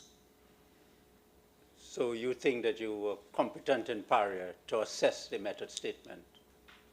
The JHA, the risk assessment? Yes, you're Yeah, competent. so to assess it for as far as to include the facility risks, which is what I would have spent some time explaining earlier. All right, Mr. Archibald, thank you very much. You're welcome, Mr. Maharaj. All right, just wait one moment. Who wants to ask questions of Mr. Archibald? 3, and I take it you both will have something. You may not have managed. Right, all right. Well, I know when you say 3, you mean 3, or maybe 3.5 at the most. All right. Realistically, I think we're going to take a 5-minute break in a moment, but I think realistically that's going to take us at least half an hour, perhaps a little more.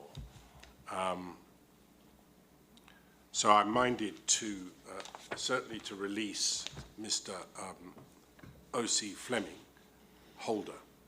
That's his name, is it? Fleming Holder, right. Well, he should be allowed to go, I think. The question is whether I keep Mr. Seals or Mr. Fuentes or both. My inclination at the moment is to keep Mr. Seals. Fuentes? I'm being told to keep. Well, maybe we should just have Mr. Fuentes. I think he's the one we should keep, and let Mr. Seals go as well. I've got an appointment at 6 o'clock, which I have to keep, and I need to do a little bit of reading before that. So, so what I'm going to do is to keep Mr. Fuentes, ask Mr. Seals and Mr. Fleming Holder to come back tomorrow morning. I'm sorry about that, but if you ask them to come, I shall call them first. We'll have Mr. Seals first, and then Mr. Fleming Holder. All right, and then the other 2 that are fixed to come, Mr. Johnson from Eastern Emergency Responses and Mr. Gill from Hull Support. All right, well, that's what we'll do. Time to be confirmed, so I see. Time for tomorrow. You need to tell them now. We're going to tell them now, yes. Okay. So I'm going to rise for 5 minutes. Everyone will stretch their legs, and then we'll resume with... The start time. Yes, thank you very much. The starting time.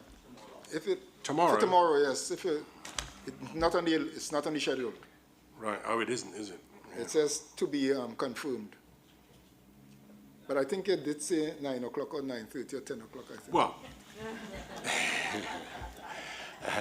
the question is this, isn't it? Do you want to go home early or start early? Why don't we start at 9:30 tomorrow? 9:30? All right, 9:30 tomorrow. Thank you very much. I'll rise for 5 minutes, all right? Just 5 minutes.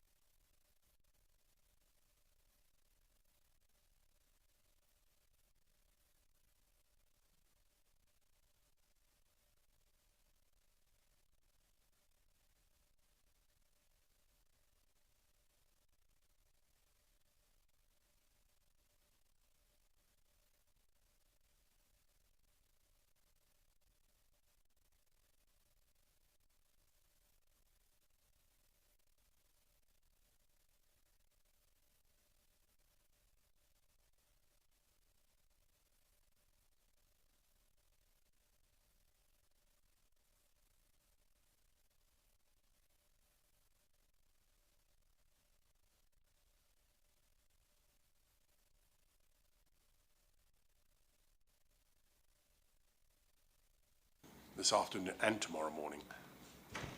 No problem with that, Mr. Chairman. Just to clarify, I didn't ask for him to go in place of Mr. Fuentes. The request was for him to be squeezed in, but when I spoke to the secretary, I understood the position, and he has no difficulty being here for 9:30 tomorrow.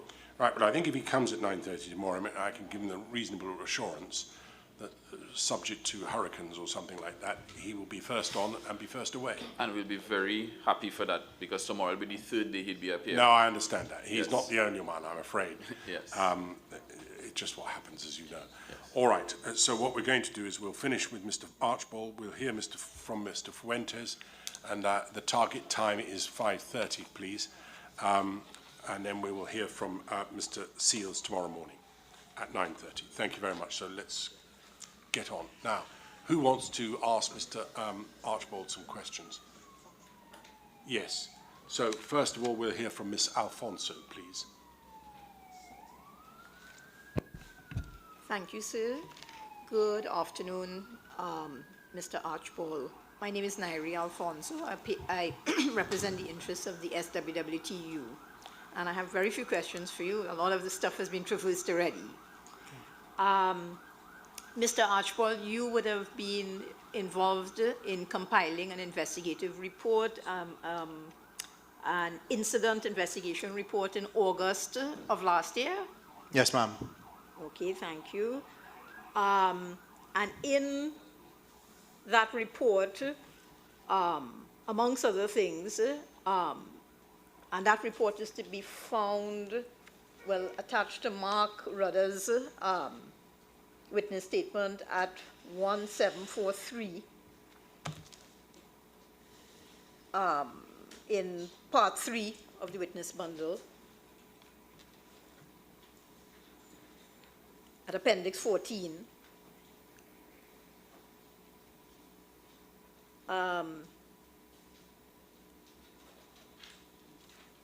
so you would have come to two conclusions: that the incident, which caused the, 5 divers to be sucked into the pipeline, was caused by LMCS removing the inflatable plug. That's yes, one. yes. Maybe I could have it. Do Sure. I have it anywhere here? Sure. I don't know about I Just can't a see in moment. front of You want the original document? Yeah, well, to answer the question, Yes, Okay, of course. certainly. You should I'm have not it. sure how many Just a moment. conclusions. Where are we, Miss? We are, the place that I found it is tab 59 in the part 3 of the witness statement bundle. I don't remember how many conclusions, but I remember there were 2 Is it the core recommendations. Right. Okay. Just a moment. I know it's in the core bundle, but I accessed it from the witness statement. The original core bundle. 185. That's why I haven't got it. Right. Okay. It just take a moment longer because there's a central core bundle, and then there are the ones that we're using. It's core bundle 1143, is it? 1185, sorry, 1185. Oh, it had to be here. Okay, 1185. Right. Okay, so if and because we might be looking at totally different versions, I have page 3 of 21, which I hope will be at the, Okay, yes. right? I would say the penultimate paragraph, if it looks the same on that document, based on the information gathered. Yes, there we are. You see that paragraph? Yes.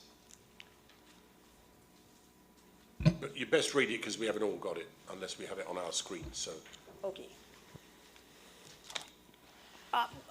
Mr. Chairman, you would like me to read it, or? Yes, or that part which you want to refer him to, Oh, I because see. I it's, see. unless we get our screens up, we're not going to be able to Okay, to read it out I'm loud. sure, I will oblige. Based on the information gathered, the incident occurred due to the LMCS employees removing the mechanical plug and attempting to remove the inflatable plug. These actions took place without the knowledge or permission of Paria's well, T&M personnel, technical and maintenance, I suppose. Yes. LMCS employees did not follow the agreed work plan, failed to properly comply with the permit to work procedure, and acted outside the terms of the work permit for the task. LMCS also failed to follow the manufacturer's safety instructions for preventing movement of or for deflating the inflatable plug. Yeah? Yes. Okay. So would it be correct to say that's what you deem to be the root cause? The root, yes. Well, direct cause. Causes, I beg your yeah, pardon, because that it's it's more really than- direct, immediate or direct. Or immediate, okay, I'm happy for that terminology. Yeah. An immediate or direct cause. And you would have gone on, and I can make it simple by just looking at in the executive summary, which is the next page on, you'd have made key findings and recommendations. So you basically reiterated what we've just read there, and you made 2 recommendations, yes? Yes. And that recommendation really was retraining of the contractors including, I guess, LMCS, on the permit to work. Yes, arising directly out of the direct causes that the investigation found. And you would have also recommended that essentially when contractors bring equipment, that they be trained in the use of their equipment. That the employees also be trained in it and not dependent and you have some on, way of, yeah. some evidence of that fact be produced to Paria. Yes. Yeah? Okay. So let me ask you, having regard to your evidence this afternoon, Yes. do you still hold to that view, those findings and the recommendations? Those are still the direct causes. Okay, so you would have had access at all, Mr. Archibald, to the Inquitec report? Yes. Okay. Yes, yes. And I'm the most untechnical person you will ever meet, so forgive me in advance if I oversimplify. Is it that the Inquitec report concludes that the removal of removal of a good quantity of the line contents caused a gaseous accumulation in the pipeline, and then that led to the delta P? Yeah, I believe so. I believe so. I'll give the but after. And again, I say I'm the least technical person, so I would be happy for the but. Well, the thing about it is that the Paria investigation report only looked at the direct, immediate causes I see. based on the lack of information at that point in time. If you look at this report, we didn't even know if they were intentionally removing the inflatable plug, or if it slipped, or if they were fixing it and it fell. So after this inquiry, we would have a lot more information to be able to say not only what are the direct or immediate causes, but the underlying root causes as well. Okay. So we will be able to talk about things like delta P and the removal and suitable and sufficient risk assessments and that kind of thing. So let me just ask you, Mr. Archibald. Yeah. So again, I just wanted to say, let me expand what I said earlier. With the benefit of your evidence this afternoon, with the benefit of additional information that would have come to Paria, and I know, to be fair to you, I know this report is completed even before your witness statement. I beg your pardon, I'm wrong. It's the 2 same weeks month. after, Yeah, 2 weeks yeah. after, right? But in the same month. So with the benefit of additional information, are you still of the view that these findings, these conclusions in your report are accurate, are spot on? Well, they are the direct causes. The removal of the plug is the direct cause. If the plug had not been removed, then the event would not have occurred. So, but there are other contributory causes as well, which could be considered to be direct, I suppose, depending on the methodology that we use, which is the emptying of the line to a certain extent that would allow the plug to fall. So yeah, that would definitely be part of the contributory causes as well. And correct me if I'm wrong, if I follow what Commissioner Wilson has explained previously, as well as the Incotec report, isn't it that the removal of the lack of contents in the pipe allowed for the differential to exist? Yes. Because there was one pressure outside. I can't tell you anything about atmospheric pressure, but there was one pressure outside, and there was one pressure inside. Yeah, the lack of inside the pipe, I beg your pardon. the lack of the contents caused the sudden drop in the inflatable plug, which then, at that point in time, would have caused the rush of water to come in. No, that's what you think, is it? Yes. You think that the lack of fluid in the pipe meant that once they deflated the inflatable plug, it fell. Yes. What, like in gravity fell? No, not gravity. No, not gravity. Well, what do you mean then, fell? The compressor was on, Yes. and the line was plugged, Yes. and there was about possibly maybe between 6 and 7 psi of pressure acting down on the face of the inflatable plug. At the top? At the top. 6 or 7 psi? Yes. On top? Yes. And you didn't know what was on the other side? No. It was 6 or 7 psi in addition to what was higher than on the other side, I should say. Right. And then, so that was 7 psi over a surface area of pi r squared diameter, which was about 4,000 pounds Of pressure? of weight. 4,000 pounds Yes. of weight. The equivalent of the pressure?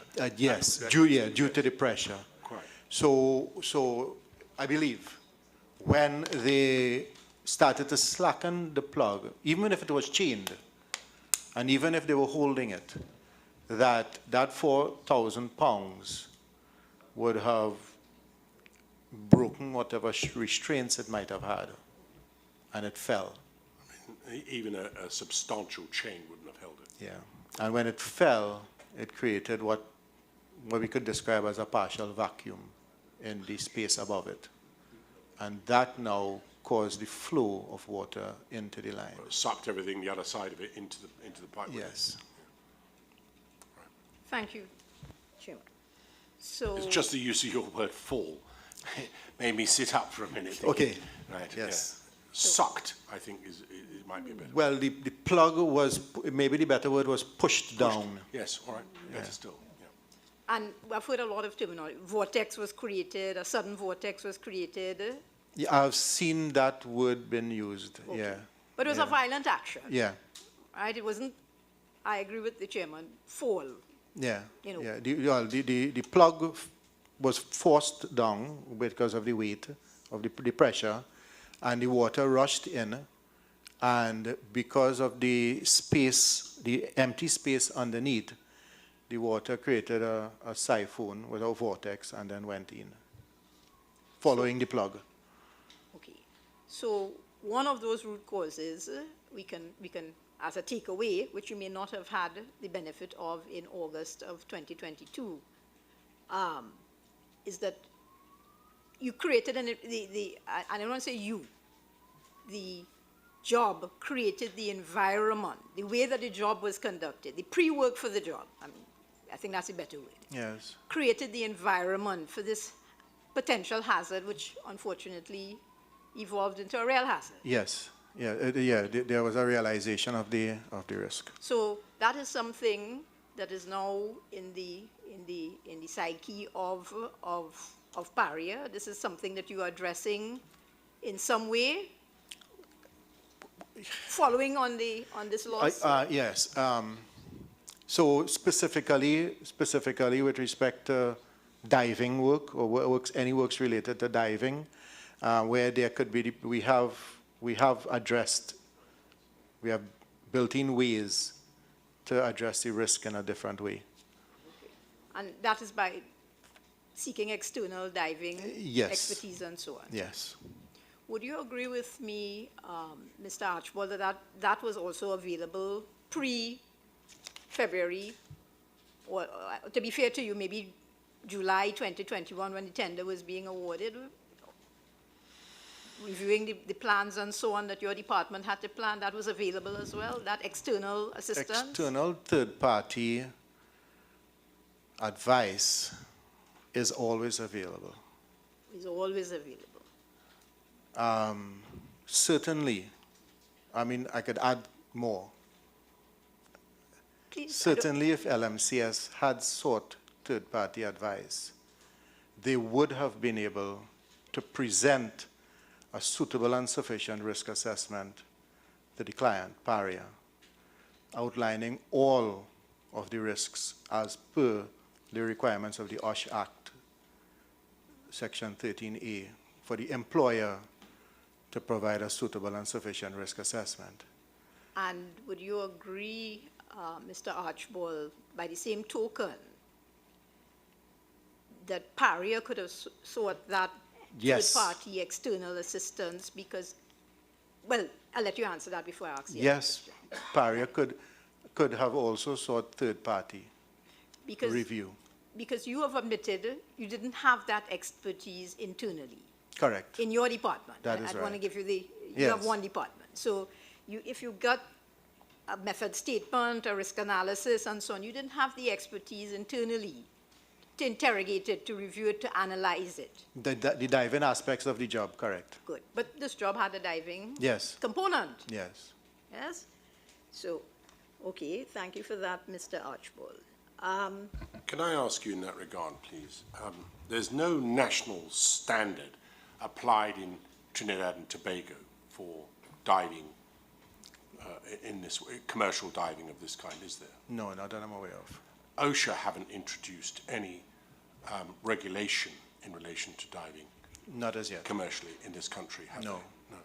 There was nothing, of course, to stop Paria having their own diving regulations, No, there was nothing to have stopped. which could have been adopted from, say, Canada or the United Kingdom or wherever else this sort of work. I mean, I picked those because they both have That is oil correct. and Yes. gas-producing operations, or from other parts of the world. Could have been relatively easy, couldn't it, for Paria to themselves have said, you know what, there may not be any regulation or law here, but in order to ensure the safety of those who are carrying out this hazardous work, we will impose our own system.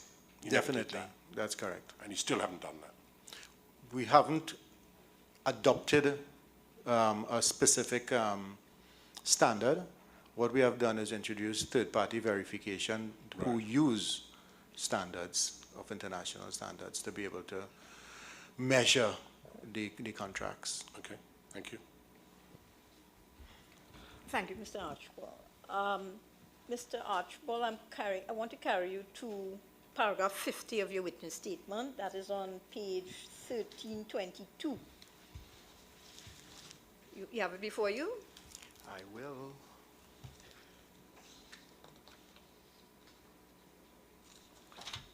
Yes. All right.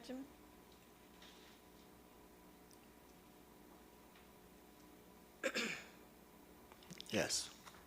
Now, my learned senior, Mr. Maharaj, would have carried you through certain timelines, which I won't do, and also detail certain companies who were present at one point in time or the other. Could you identify, so are you able to say that Hull Services was asked to dive or OTSL was asked to dive and they refused? Yes. Well, as far as I know, we asked them to be able to do a rescue. And they considered it, they assessed, and they advised subsequently that the risk was too high for them to be able to initiate a rescue. When? Sorry? When? When did you ask them? from the time that we called them, we explained the situation to them, and I think you might have read the timeline, the times before. And when they came on site, they did the assessment, and I'm not sure exactly at what time they would have arrived. I know Mitchell and OTSL came at around 8, between 8 and 8:30. OTSL arrived 10 past 8. Yes. Did you ask them then? I'm not sure if we asked them before or at that point in time, but we would have asked them at some point in time that we want to be able to rescue. No, it's a different question from the one Ms. Alfonso was asking you. She was asking you, in relation to these companies, whether or not they were divers who were prepared to go into the pipe. Were they prepared to carry out such a rescue? Within the dive crew? Yes. No, the crew that they would bring, whoever they were. Or if there were any divers. Yes. Were they prepared? Did you ask them if they were prepared to carry out a rescue? You said that they refused in the statement that you made. I was informed that Hull Services and 2 other diving establishments which Paria made contact for the purpose of assisting referent advised that they would not be able to dive into the pipeline. I'm asking you when. When was it that they were asked to provide that, to dive into the pipeline? When Commissioner, I don't know the exact time. That would be in the statements of the persons who would have asked them. Do you accept, let me ask it this way, the closer to the time when there was a greater likelihood of the men being alive in the pipe might encourage people to carry out a rescue. The later the time that men were in that pipe might discourage people to carry out a rescue. Because when you know they might be alive, it might be worth taking the risk. When you know that there is a real likelihood that they're already dead, it is less likely you take that risk. Do you accept that as a proposition? I accept that. Right. So if the later that these people were asked to dive into the pipeline, the less likely they were to entertain that risk. Do you accept that? I accept that, but I don't think that, at least for me, that I really can't speak for the dive teams, but I did not. No, I'm not asking you to do that. I did not think that within the first 24 hours was unreasonable. Within the first 24 hours, you really thought that there was a prospect that these men would still be alive in a pipe filled, apparently filled with fluid, at least most part, We with were fluid. continuing with rescue efforts until Saturday evening. We were still continuing with rescue No, efforts. the fact that you were still, or saying you were still conducting them is one thing. I'm interested to know whether or not, and you seem to accept my propositions about the risk involved. It is the case, isn't it, that it was always going to be a risk. There was no 100% guaranteed safe way in which to extract these men from the pipe.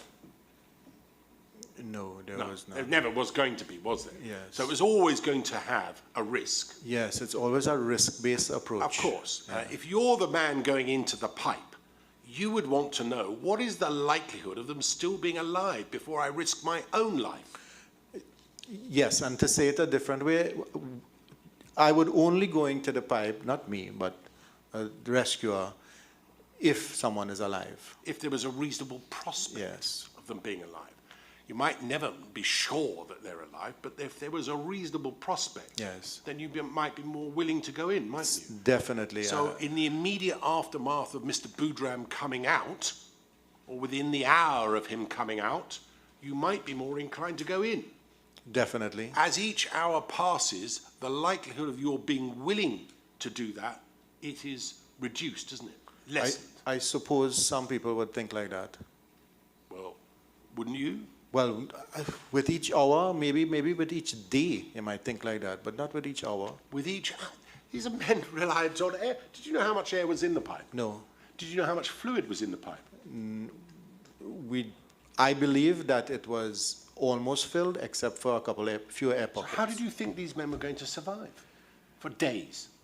How did you think they were going to live? Well, not days. I said that maybe 24 hours are not all right, unreasonable. A day. Yeah. How long do you think a diver has in with one tank? Not tanks, air pocket. No, with one tank, how long do you think a diver has? It depends on how much the tank is able to hold. Maybe No, an let's hour, hold it, 2 say- hours. I don't know. A normal dive tank. Did you ask anybody how long has a man got, a diver, an experienced diver, how long has he got with one tank at 70 feet? 1 hour. Good. So that was an estimate. Best, an hour. All right? Did you have any idea how many tanks might have been in that pipe? Yes, we initially there was supposed to have been 5. Right. So 5 hours for one man. For one man. If you had all the tanks. Yes. Right.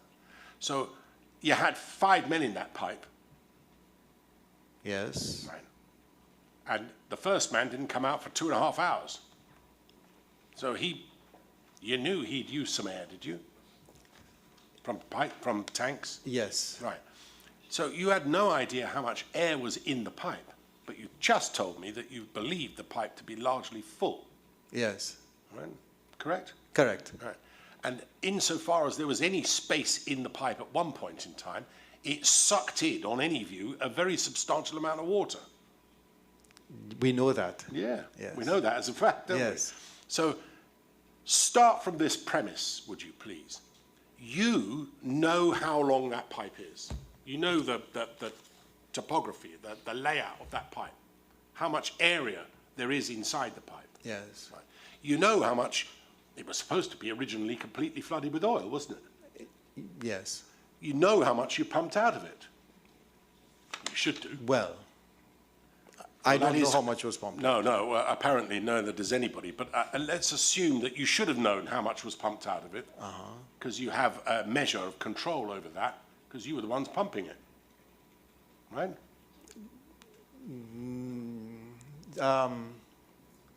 I think it was LMCS that was emptying the line, air blowing. They were air blowing, but it was going into your tanks and your boats. Yes, yes, Right, yes. so It was going into. We were receiving the You product. were receiving the product, Yes. and you were able to measure what that product was. We had the capacity to be able to measure what went into the Well, tank. we've looked at quite a lot of charts to do with the capacity, right? So you should have been able to work out how much had been taken out of the pipeline. I can't answer that. Why not? I don't know if I could have done it. Maybe. No, I'm not asking you personally to do it. I don't know whether you're a mathematician any more than you are a diver, but somebody could, couldn't they? Once you know what's in the pipe, which is particularly, it is a piece of pipe, which is 30 inches in diameter. It's a pretty easy calculation to work out what the volume of the pipe is. Yes? Once you know where it's going, yes, you will. You Forget where it's should be going. able to. You know how long the pipe is. You know how much it goes along the vertical and the horizontal. So you have a complete length. It's supposed to be completely flooded with oil. You pump a certain amount out. That leaves a capacity, a gap within that pipe, doesn't it? Once you pump that amount out. Yes. Right, okay. So you should be able to work out how much have been taken out and therefore how much is left in there.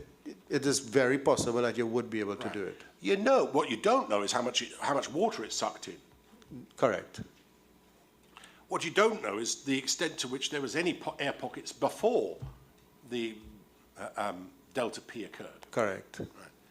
But you are in a position to be able to say the maximum that it was likely to be was going to be X, and the minimum was going to be Y. Of air? Yes. I don't know that. You don't know that? No, right. I really. Let's say I'm wrong, right? It's not possible to work that out at all. On any view, it was going to be relatively small air pockets. Do you agree? I cannot agree to that either. Why? I don't know the shape of the line. I don't know how much air went in. You don't know the shape of the line? You're Paria. You should. I don't know how much air went in. How much air went in? That's right. Well, should have any air gone in? Well, we could possibly have worked out how much air was in the chamber, but we don't know how much air was in the line, and I'm assuming that's what you mean, that's the total quantity of air. Exactly. You're sucking in everything that was in that chamber. All the tools, all the bits and pieces, the air, and then the water. Right. And the men. All get sucked into this pipe. The pipe was supposed to be flooded. It clearly wasn't. But what I'm saying is this, is that even if you're not able to give an accurate picture of the amount of air pockets that there might have been, you could have estimated it from what information you did have. That would have provided you, can I suggest, with a timeline, a potential for how long these men could survive in the pipe. Okay, but that was not done. No, I appreciate it wasn't done. My question is, why wasn't it done? Okay, I cannot answer that. Right, well, you might want to think about that for the future, but it does seem to me that you're talking about a 24-hour window for these men to be alive is just a guess, a wild guess. Okay. Isn't it? Well, for me, the incident command was on rescue mode. I'm And- not interested in that. I'm asking you this question. The idea that these men could survive in that pipe, even after Mr. Boudram came out, and there were 4 more left in there, the idea that they might survive for 24 hours was unrealistic, wasn't it? It might be unrealistic to other people, but I did not make that determination in my mind, Why not? because I continue to believe for them to be alive. No, you continued to hope, Thank you. didn't you? I continued. If you want me to say hope, I will say hope. Well, it is a hope because it was a hope against the facts, wasn't it? Yeah. The facts were that these men were sucked into a pipe that was filled with oil and then water. Right? And the idea that you had no timeline to work towards other than 24 hours completely ignores the facts as they were known to you. The incident command system is command and control. Yeah, I know. This is the objective, and this is what I believed, and I continue to work. As each hour passes, and I simply don't accept your days scenario. As each hour passes, the likelihood of these men being alive lessened. Do we agree? That is for sure. Right. And there had to be some sort of maximum period that could be realistically considered. That was not calculated. No, I appreciate it wasn't. Nobody seemingly made that calculation. And that is what, can I suggest, is what failed in the IMT, because you were not able to measure the decisions being made against a timeline as to the likelihood of them still being alive.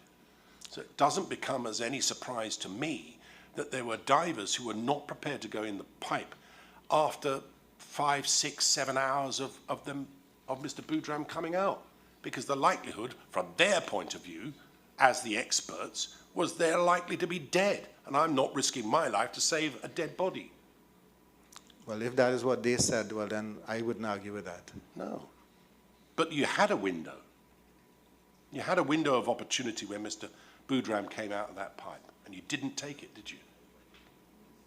We did not send anybody into the pipe without a safe plan. Or, sorry, That's all it's right. been a long time, and I keep interfering, and I shouldn't. Thank you, Mr. Chairman. My position is carrying you back to paragraph 50. Yeah, I kind of forgot what we were Yeah, talking oh, yeah, about. sure. And I will take you back to where we were. Yes, Paragraph 50, yes. right? So my reading of that first bit of that paragraph, Mr. Archibald, sorry, Archibald, right? Is that OTSL and Hull Support and 2 other dive establishments, just 4 altogether, refused to dive. That's my understanding of it. Am I correct? Did I use the word refused? I was informed. It sounds so bad. advised that they They would advised not that, be, they would not be yeah, able. no, I didn't use the word refuse. They Yes, advised yes, that, I'm yeah. absolutely. You did not use the word refuse. Okay. That's my terminology, but it amounts to about the same. W- Right. They considered the risk that they would be putting their men to, and they were not able to do They it. were not able to dive into the pipeline to attempt a rescue of the missing divers. I don't see anything else beyond that. Okay. So I'm just taking you through the individual four persons or four entities you have identified. Let's start Yes. with the Coast Guard. You deal with the Coast Guard in paragraph 45 of your witness statement, but Okay. I mean, I really do think we've done the Coast Guard, you know. right. I mean- I'm just breezing through the four entities. So Coast Guard says, I'm not trained, I don't have the equipment. Yes. Agreed? Yes. Yes. Mitchell I'm dealing with the people called by Paria, right? Yes, yeah. Okay, or Heritage, right? So Mitchell professionals say, my divers are big fellas, can't fit in a 30-inch pipe. And that it's too risky. No, but they say, we can't fit. Okay. We can't send a diver because our guys are too big. Yes? I suppose he was taking into consideration the equipment as well. Okay, but I'm just saying what I've read. Yes. My guys are too big. That's Right. all it says, not my guys and equipment, right? I see no evidence that OTSL, which is where we were a little while ago, was asked to do any diving. Do you Okay. agree with that? That you don't see any evidence? Or that there is no evidence? Okay, well, in my reading, from what you have said so far this afternoon and going through the witness statements submitted by OTSL, I do not see any requests was made All right. of them. So I would have by to check, Paria. I would have to go back Okay. to the incident commander and logistics section chief to verify that. Okay. About the request, well, as far as I know, it was requested of them to dive. Okay, if we carried you to the witness statements, they're very brief, of both Mr. Donawa and Mr. Bertrand. Well, I was actually referring to Colin and Michael. Okay. So we could also take it that if OTSL doesn't have that they were asked to do any diving plan, rescue, operation, as the case may be, that there may be some merit in that, yes? Sorry, say that again? If we look at the witness statement submitted by OTSL, Yes. and there's no reference to Paria asking them to conduct a rescue dive, rescue plan, rescue operation, any terminology. Uh-huh. We could agree that, at least from their evidence, that no request was made of them. So what we call them for? Sorry, All right, I'm going to bring this to an end. Mr. Maharaj, I think, very carefully took a number of these issues with the witness, and he was not prepared to agree to the detail as provided by Mr. Maharaj without looking at each individual document himself. That's his entitlement. We will be making the determination ultimately of what the evidence shows. I'm not sure that there is any value in your taking him through it again, because we're simply going to get back to where we were, which is unless you show him each and every single document, he's not going to agree. It doesn't matter, it seems to me, for these purposes. If you have a separate question in relation to what the outcome of that all is, then by all means ask it. But I don't think there's any value in taking him through it once again. Chairman, all I was trying to elicit from him is that these people that were called, and he said they brought out all the resources, they were not asked to perform any task. I know that point has been made. That's what I'm saying. That point has been made, I think, quite comprehensively by Mr. Maharaj. The witness has said what he has said. You're not going to be able to persuade him to say something different. Thank you, Mr. Chairman. Then I only have one more question for Mr. All right. Archibald. Mr. Archibald, you would have worked in Petrotrin or Trinmar, one of those entities prior to Yes. your employment in Paria? yeah, I worked at Petrotron. During the, I think, 4.5 years you said, prior to joining Paria? I was in the refinery for 4.5 years prior to Paria, yes. During your time in Petrotrin, did any similar job as this one take place, to your knowledge? To my knowledge, while I was in the refinery, I don't remember. Okay. Well, thank you very much for that, Mr. Archibald. Thank you. You're welcome, Ms. Alfonso. Mr. Trevu Hansing. Have I pronounced that correctly? Or close enough, anyway. Oh, sorry. Yes. 100% accurate, yes. Oh, marvellous. That's a first, I have to say, for me. But anyway, please proceed. I do not have any questions for this witness. That makes it even better. Where's Mr. Ramadar?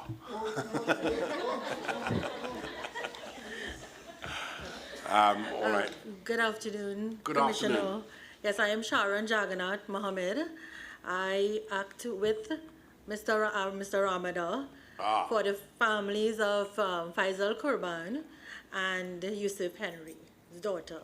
Right. I just have one or two questions, very brief, in the interest of time, Very well. for this witness. Right. Good afternoon. Good evening, Mr. Archibald. Hello. Right. Remind me of your name again, please. Sharon Jagannath Mohammed. Sharon Ramatar Mohammed? Jagannath Mohammed. Right. Okay, thank you. You're welcome.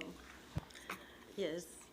Yes, Mr. Archibald. Now, I heard you mention and you give evidence that you all called several companies, Mitchell, Eastern, OTSL, Hall, and so on, right? Now, can you tell me if you all considered calling any other companies, such as, let me suggest some, Well Services, Shell, I don't know if you all call them in that small window of opportunity you all had. I don't know. I You don't know don't if we know. call them, no. And you are the planning section chief, but you don't know who was called and who was not called. I don't know if that implies that the planning section chief should have done doing the calling, but no, I don't know. Right. Normally it's the logistics section chief, Thank but you. I was not advised if any other companies were called. All right, great. Now, I know you all call NGC for the recovery, not the rescue. Now, the reason I ask this is because these companies, they have big pipelines, like the one in Paria. Now, these companies, Shell, I know Shell, Well, NGC, they would have vast amount of resources that would, equipment that could go into pipes, such as the ROV. Did anyone call any of these companies for assistance? I would have to In find that out. window of opportunity, sorry. I would have to find out from the logistics section chief if any of those companies were called. Right. Okay. So from that point, looking at Michael, another issue. Michael went into this pipe, right? You said he only went into like 10 feet into the horizontal. Yeah, that's what he Right. reported, yes. Right. Now, with that information, right, I mean, you all did not get the information in time, but even when you did get the information, did you think that if someone could go 10 feet, why not 200 feet? Because he came back out, let me explain, he came back out, no set of oil, no set of, the conditions was such that he could dive into the pipe. So if you could dive into 10 feet, what happened to the next 200 feet? I mean, I could attempt to describe what you're entering vertically, foot downward. Might take 5 minutes, and then you're 10 minutes, and then you start traversing. But you would have to drag yourself because you're moving forward with your feet in a 30-inch line. You're carrying with you rescue equipment, and you really cannot swim. You would have to be dragging yourself. I don't know if I should get onto the ground and imitate if necessary, but Please Okay, don't. accepted. it's a 30-inch line, and you cannot swim. You have to Where's move. Mr. with Ramadar when we need him? yeah. And then at a certain point in time, you have reached, I think, your 75-minute limit. And then you have to come back, well, according to the U.S. Navy tables, again, I'm not an expert, and you have to come back out, else you would have to go through decompression. And then you have to switch because divers need to take 2 or 3 hours break. I've read 4. All right, okay, thanks. Thanks, I understand what you're saying. Right, one more thing. Now, in terms of training the commissioner did touch on this, but do you all do international training? If we receive international training? Yes, well, you're responsible for training, Yeah, so. yeah. So we have never hired an international company to come down and do training.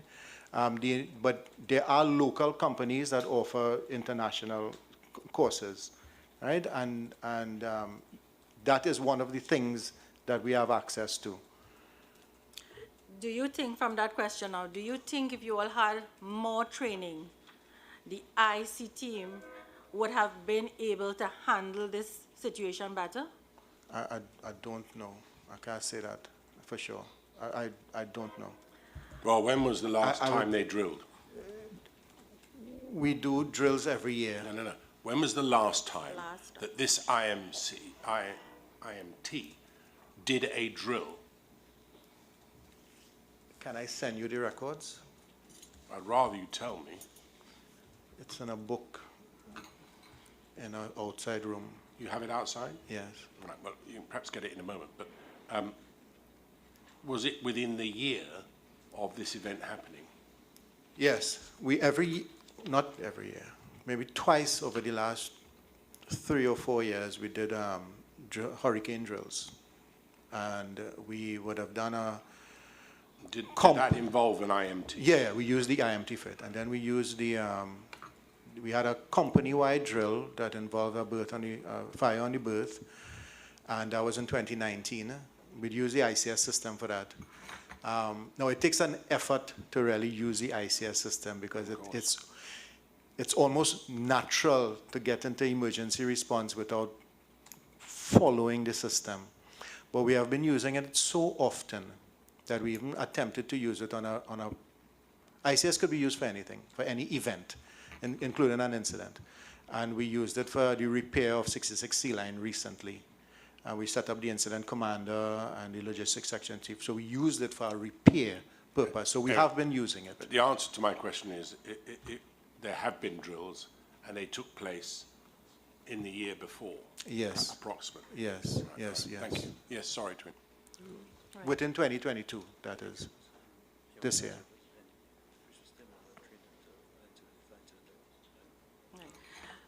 Yes, Mr. Archibald, now, I've been hearing more problems than solutions, and that's what we've been hearing from Paria.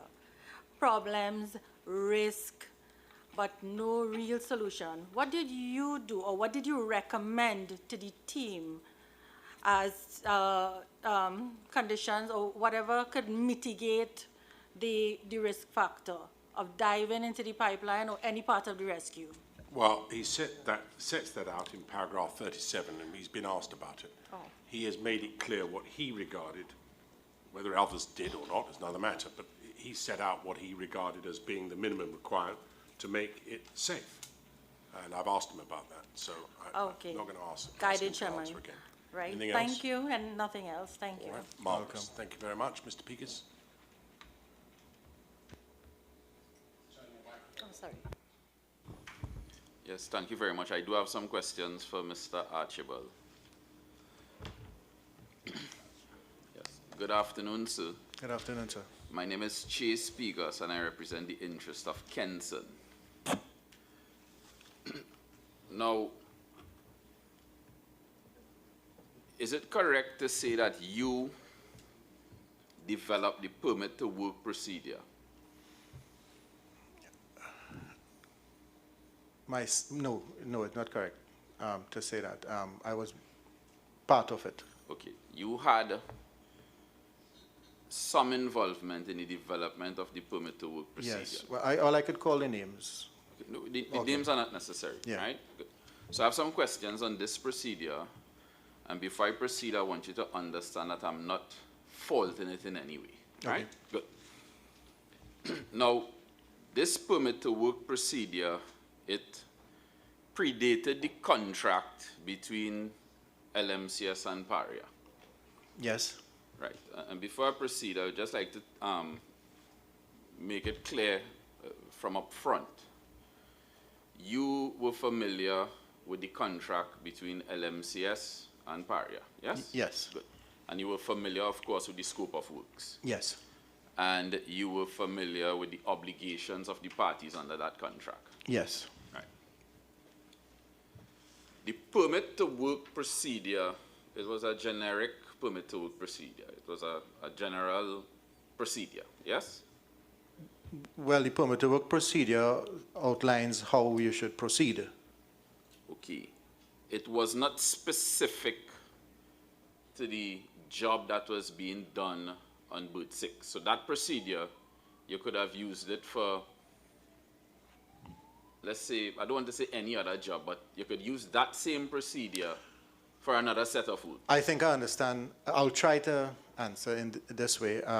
Yes, the permit to work, yes, you can use it for other works. The permit to work procedure provides the steps, the objectives, the scope, as well as the mechanism by which jobs can be done, which is the work permit document and the certificate. Okay, thank you.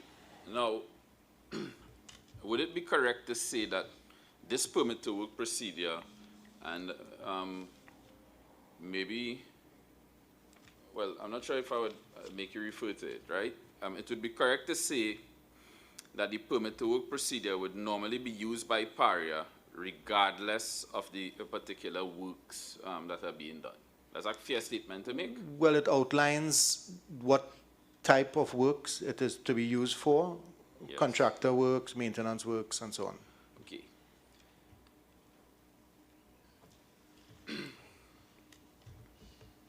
The one that we are concerned with, it was not developed specifically. I'm sorry if this was asked before, but I'm trying to. I think you asked it a few moments ago, actually. Well, the question, I didn't finish the question. You can change it now. Right, now, this document that we call the permit to work procedure, it basically lists the obligations of the different participants that would be involved in the job. So they would have obligations for the applicant, competent person, site authority, etc. Yes, sir. Right. And these obligations were intended to be a general guideline to be used in the execution of the works, yes? I would rather say there are rules and responsibilities that must be followed. Okay, rules and responsibilities that must be followed.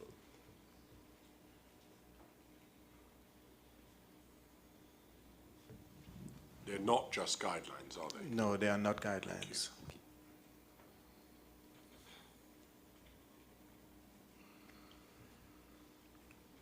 Right. Now, earlier you indicated that you are familiar with the contract between LMCS and Paria, yes? Yes. Mr. Chairman, can the contract be shown to the witness? I have it at,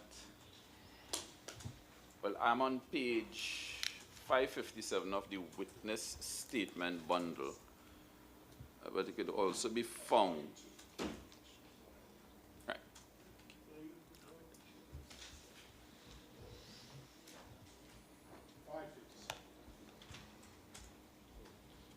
Got it. And the first heading we have there is the contractor responsibility. Yes? That would be 4.6. 5.1. Well, 5.0, and we're going to focus on 5.1. You're in the wrong bundle. Oh, sorry. Right. Remove that bundle from his desk, so give him some space, exactly. Yes. Right. Now, take a look at 5.1. Yes. Right. Now, what we are concerned with here are the contractor's responsibility, yes? Yes. Right. These are LMCS's responsibility, yes? Yes. Right.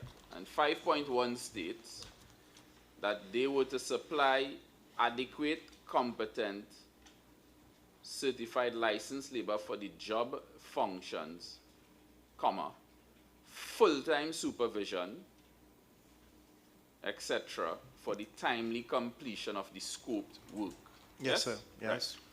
So, notwithstanding what the permit to work procedure says, and we'll get back to that shortly, Your understanding is that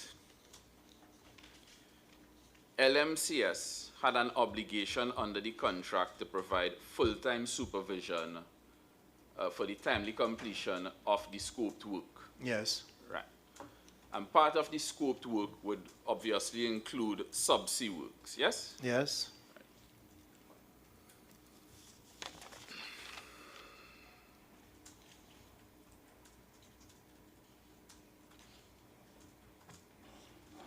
Now,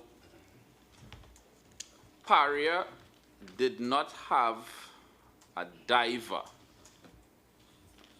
a Paria employee as a diver on the job site.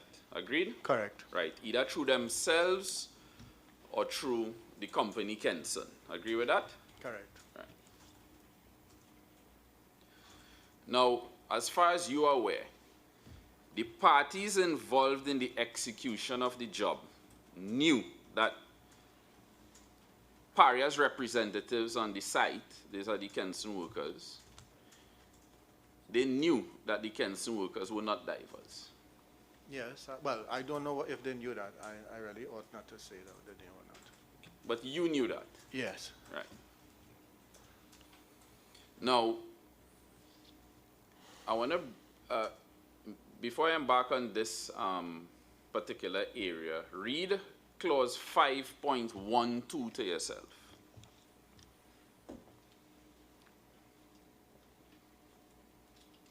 Yes. Right.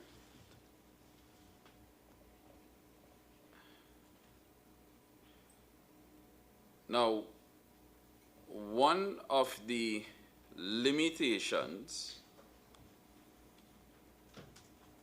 of the permit to work procedure, which my friend Mr. Maraj, learned senior, Mr. Maraj, senior counsel, referred to as rules. One of the limitations of the permit to work procedure would be that the applicant could not supervise subsea works. Okay. You willing to agree with that? Could not. Okay, so maybe I should do it a different way. Let's go to the permit to work procedure. Yeah, Can I be please? yeah, the applicant in this case was not able to supervise the subsea works. Is that what you're asking? Yes. Okay. You're willing to agree with that? Yes. Now, clause 5.12. Well, no, hold on. With respect to the removal of the plug, but with the presence of the camera, I'm not sure. To me, like that's what we had said, that it was potent. There was a possibility to observe the installation of the flange and so on. Okay. Let's put aside that point for a minute. Okay. And let's focus on what 5.12 says. Mm-hmm. Now, we're still on the contractor's obligations. These are LMCS's obligations, right? Mm-hmm. Yes.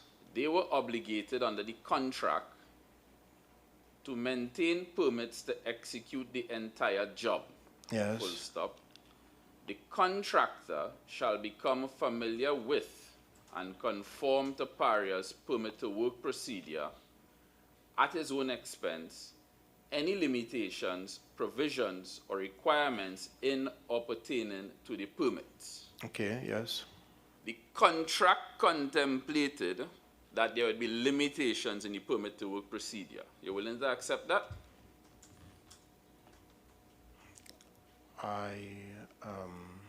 The contractor shall become familiar with and conform to Paris at his own direct any limitation, provision, or requirements in any limitations,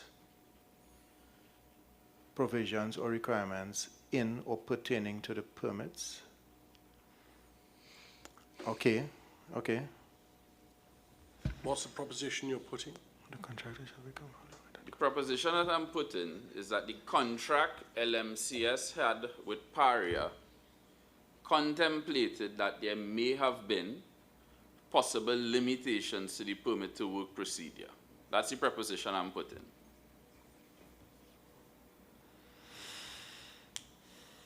I would have to go to the person who wrote this to find the intent.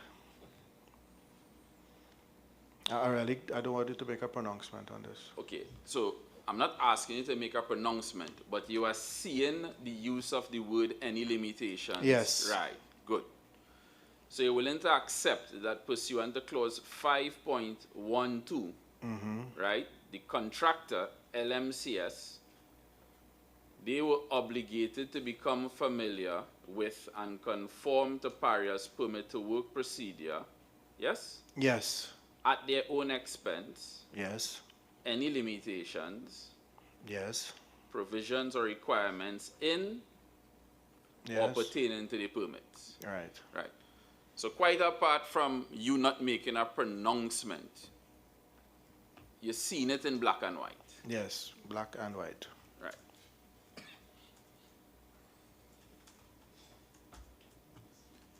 Now,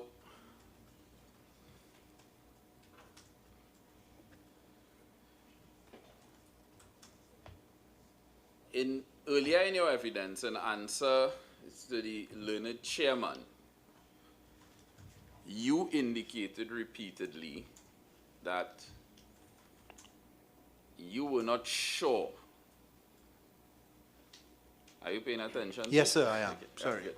Right. I'm just making sure that I you was still right. mulling over the sentence. Yes. So earlier in your evidence, in answer to the learned chairman, you indicated repeatedly, at least this is what I gather, that you were not sure that the Paria's representative, Mr. Madrad Singh, could look at the monitor and see whether they were interfering with or attempting to remove the plug. Yes. Right. Now, before we move forward, I would just like to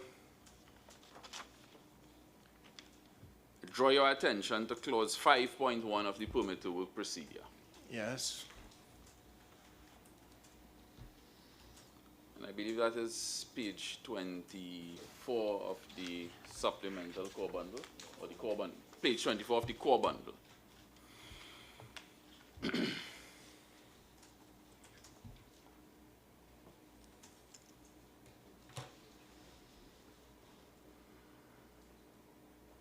Right, clause 5.1, please.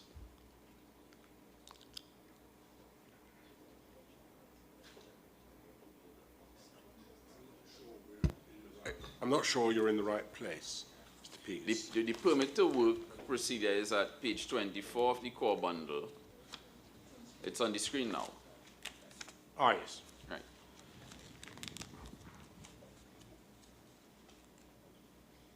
Right. Now, what it says here is that the applicant must have the necessary competence to execute the job or to supervise the execution of the job. Yes. Yes. Good. Now, based on what we heard from you today, there would be a limitation in terms of Mr. Madrad Singh supervising or monitoring any interference with that mechanical barrier. Yes. Good. Now,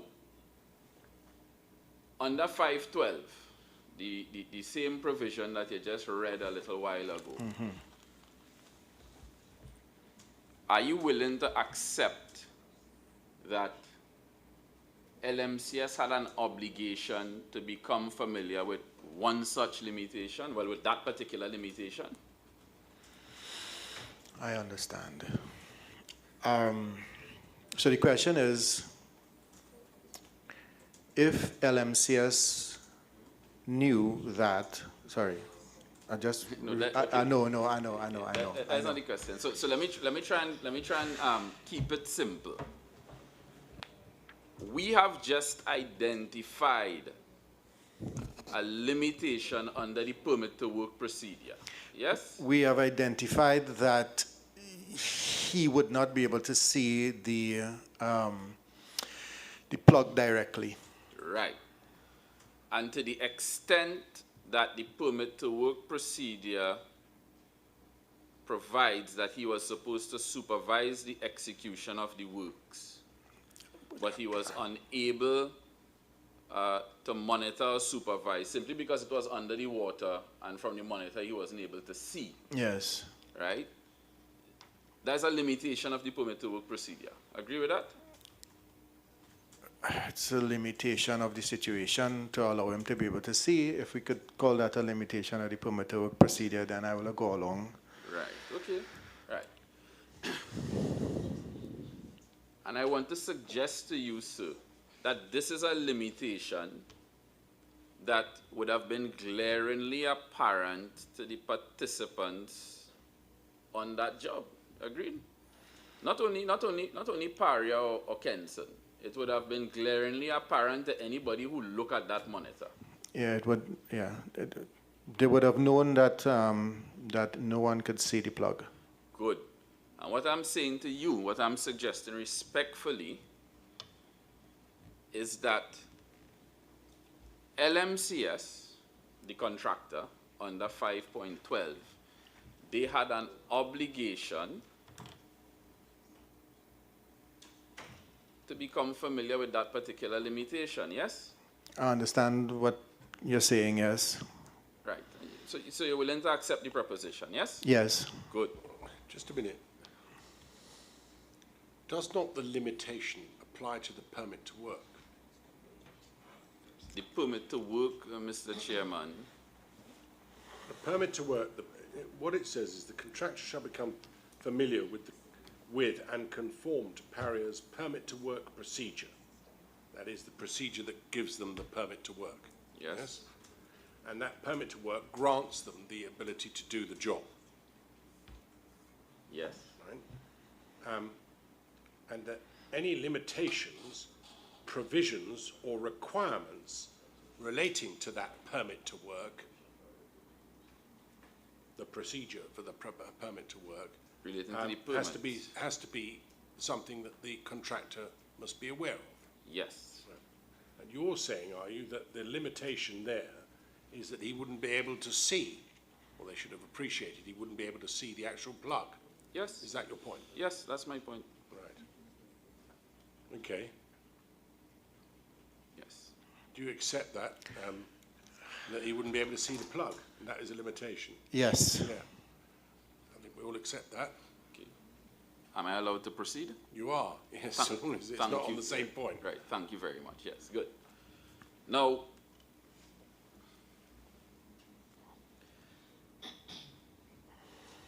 the permit to work procedure, you were involved in the development of the permit to work procedure. Yes. This was always intended to be subordinate to the contract.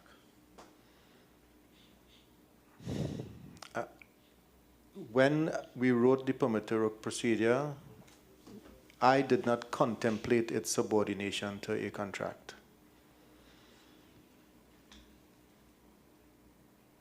But I'm asking you, when you wrote it, you didn't contemplate the procedure being subordinate to the contract, right? No. But it's not going to displace a contractual obligation which is placed on a party.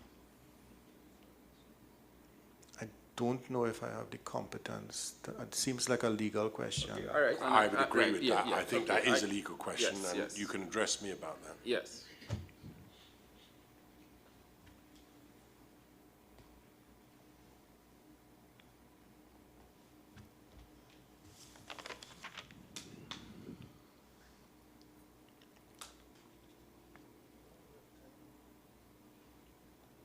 Now, I understand you don't want to, I understand you don't want to give an answer because you think you do have the legal expertise. But we see in black and white an obligation on LMCS to provide full-time supervision, yes? Yes. Right. And what we see in the permit to work procedure is reference to the applicant playing a supervisory role. Yes. Right. Are you willing to accept, from a commercial point of view or on any point of view, it would make absolutely no sense for Paria to pay someone to provide full-time supervision and then turn around and pay another entity to supervise the first set. You agree with that? Well, I agree with that. Okay, thank you. Yes. Right.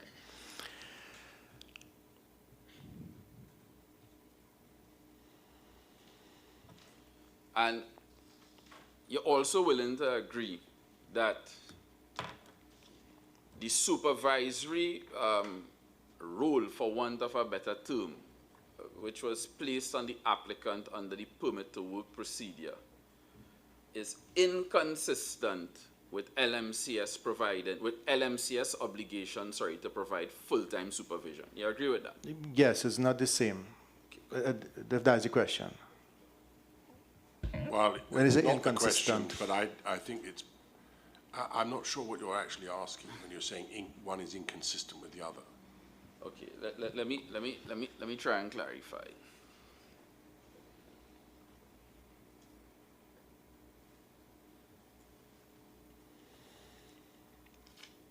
Under the contract between LMCS and Paria, there was a contractual obligation to provide full-time supervision. We established that. Yes. Right.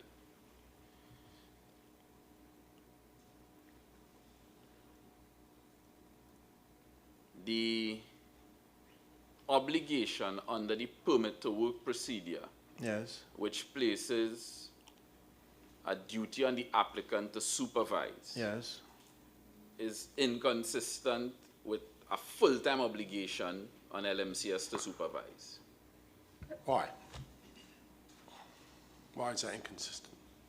Well, You're putting it as a proposition. I don't understand why you say one is inconsistent with the other. right. So an obligation on the part of LMCS to monitor and supervise their own work, and then a supervisory role by Paria, the contractor of their services, having a supervisory role. Why are those inconsistent? Well, the point I'm making, respectfully, Mr. Chairman, is that one party providing full-time supervision, an obligation on one party, to provide full-time supervision for the duration of the works. That idea is inconsistent with having another party providing periodic supervision to the person who's responsible for full-time supervision. It's a suggestion. Well, I frankly don't see that at all.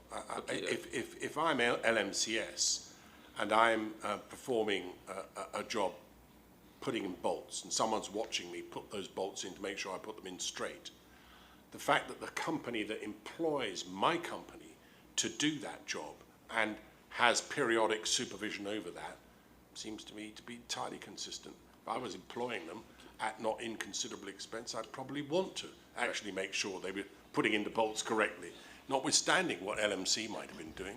Okay. What I would do, Mr. Chairman, is rest the issue and not seek to address you on it, and not try to bring it out in the form of an answer. No, but you put it that the two things were inconsistent, and I don't see that they are. Okay. And I'm guided. Right. Now, I just want to canvass the area of supervision. Yes? Okay. Right. Now, earlier in your evidence, I believe it was in answer to the learned chairman, you said that if Mr. Madrad Singh knew they were going to remove the barrier, he would intervene and stop it. Yes? Yes. Right. And what we established, both in your earlier testimony and a few moments ago, is that he could not have done this by simply looking at the monitor. Yes? Yes. Right. I believe so. Now, what Mr. Chairman... Is that what was established? He established that he couldn't see the plugs. That, I think that much is agreed. Yes. Doesn't mean he couldn't see it, for example, like Scott, whatever his name is. Kurt Scott said, he saw the thing coming out of the pipe. The whole thing coming out of the pipe. The fact that you might not have seen it actually being unbolted doesn't prevent them from arriving at a conclusion that that's what was happening, or that once it came out of the pipe, there it was. What I think everyone agrees is that it's not possible to see into the pipe. I think that both Mr. Archbold and certainly this Commission agree, from what we've seen, that is likely to be the case. Well, well, my earlier question, well, what's your proposition? Okay, my proposition is that Mr. Madrad Singh could not have seen the removal of this barrier. This is what we established, unless I'm wrong. No, he couldn't have seen the actual barrier. He could not have seen the actual barrier. Correct. By simply looking at the monitor. Correct. Right. I am putting to this witness that he could not have seen the act of removing the barrier by looking at the monitor. All right. He could not have seen them unbolting it. We could not have seen them. They would have actually have been taking it out and him standing there at the same moment for him to have seen it, I believe. Okay, good. Now, and this is something that I want to address because the chairman pointed out to you that he arrived on booth 6 at about 2 p.m., yes? Yes, and the incident happened sometime after 2 p.m. Right, Yes. good. As you understand it, his role was not to remain by that monitor, to look at the monitor non-stop when he was on booth 6. You willing to agree with that? No, certainly. That is definitely not his role. Of course, and I can't recall if it's an answer to Mr. Chairman or to Mr. Maraj. I think it was Mr. Maraj, actually. Well, right. Well, I'm blaming him anyway. Right, good. You indicated, right, and it may be in error, you indicated that when he arrived on booth 6, he had nothing else to do but provide this oversight or monitoring. You recall saying that? I recall being asked if there was any other jobs for him to do, and I said, I don't know, I don't think so. Okay, I want to suggest to you that another job that he had, another function that he had, quite apart from providing this oversight, he was responsible for, well, going to source materials if needed. So if LMCS needed something from the stock room, he would go and get that and bring it back. Are you aware of that? Yes, yes. Right, good. And we also willing to accept that this man was not stationed on booth 6. You're Yes, willing to accept that? that's right? a fact. Good. Now, this obligation to supervise / monitor that is placed on the applicant under the permit to work procedure. Periodically monitor. Yeah, periodically monitor, Yes. right? Thank you. Right. It did not extend to work going on subsea.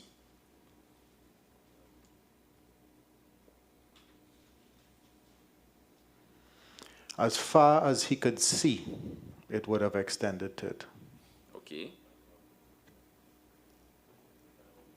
As far as he could see, are you willing to accept that the whole system was set up in such a way that he was supposed to be continually kept abreast by the LMCS supervisor?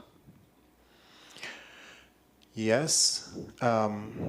So there is a set work to be done, and if there's any deviation from that work, certainly, if there's any hazards that arise, he definitely has the supervisor of LMCS has a responsibility to inform him. And if there were certain reporting points, the supervisor would have reported to the applicant as well. Good. Right, now, Can I take you up on the periodically supervise? Because the applicant in your document is described as having a number of tasks, one of which is said to be continually monitor the job to ensure that it is performed in a safe manner and within the conditions prescribed by the work permit.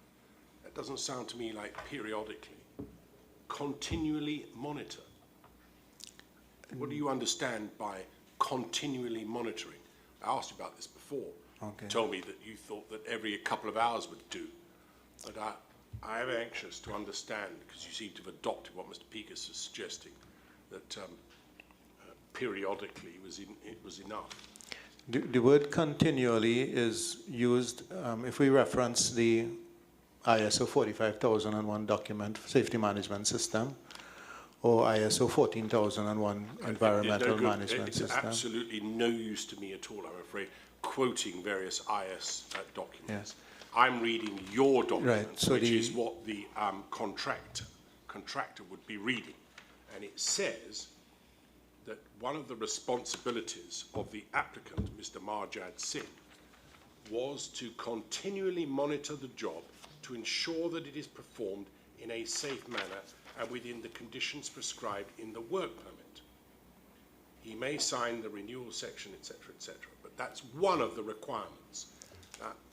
As I understand what you'd said to me, was that you regarded that as being every couple of hours. You've accepted from Mr. Pekas that periodically, I'm not sure what periodically means, but in this context, but periodically. I take from continually monitor to be something more than either periodically or every couple of hours. What do you have to tell me, because you're partly the author of this, so what do you understand by continually monitor the job? Continually means on and off, periodically. Periodically? Yes. And periodically to you is every couple of hours? In this particular instance, because the dive supervisor was over the screen constantly, I would have said that every couple of hours is sufficient. The dive supervisor's job was to supervise the diving part, isn't it? Yes. Not the actual job itself once they were in the habitat. Rudolph Gonzalez, the contractor official for this particular permit, Right. had the responsibility for 100% supervision. My assumption is that the reason why he was not there supervising it is because Andrew Farr was doing it as a delegate for him. According to the contractor HSE requirements, which is in the contract, the contractor supervisor, the contractor official, according to the permit to work, is supposed to be there 100% of the You time. said that before, I understand that.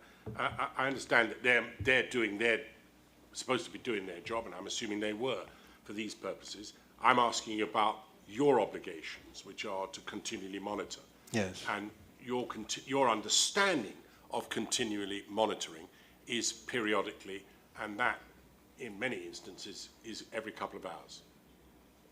I mean, he didn't do any periodical monitoring in the morning because he was on the other berth. Yes. I'm right about that, aren't I? That is every couple of hours in this instance. I absolutely follow that. I think they went out a little earlier than that, but never mind. The fact is that there was no monitoring at all in the morning, and the first monitoring that took place was at 2 o'clock when he says he arrived on the berth. That's right, isn't it? I'm not sure if he was not on berth 6 at all. Well, if that is clear he wasn't. Yeah, he if was that's on the- berth 6. He was on berth 6 from 2 o'clock. well, we're referring to the morning. Yes, I am referring to the morning Yeah. because he wasn't there. He was on berth 5. Yeah. So if he wasn't there, he wasn't there. No, I appreciate that. I want to know from you, as head of HSE, whether or not continually monitoring that is being satisfied by being there at 2 o'clock. The work that was being done in the morning was limited to from 9:30 till about maybe about 10:30. They were waiting for the carbon test to be completed at berth 5, and then to come across to berth 6. That's your understanding of what they did. And that is where, yes, and that is where Houston Majad Singh was, if I'm not mistaken. Well, you thought that they'd been on the job for maybe less than an hour. Yeah, they had, I think they started at around maybe 9:30, and just a couple things, well, yeah, just about an hour before. But I will have to go back and check the statement. Whatever the position is, there was no monitoring until 2 o'clock. Do you agree? Correct. Right. If Houston really did not go to the berth 6. Right. There was no monitoring until 2 o'clock, and if that is correct, then, and you still regard that as being compliant with your own regulation, that there should be continual monitoring. Yes. All right, thank you. Sorry, Mr. Peters. Yeah, not a problem. Now, sir, as we on the issue of monitoring, his obligation to monitor could only be limited to what he could see. Yes.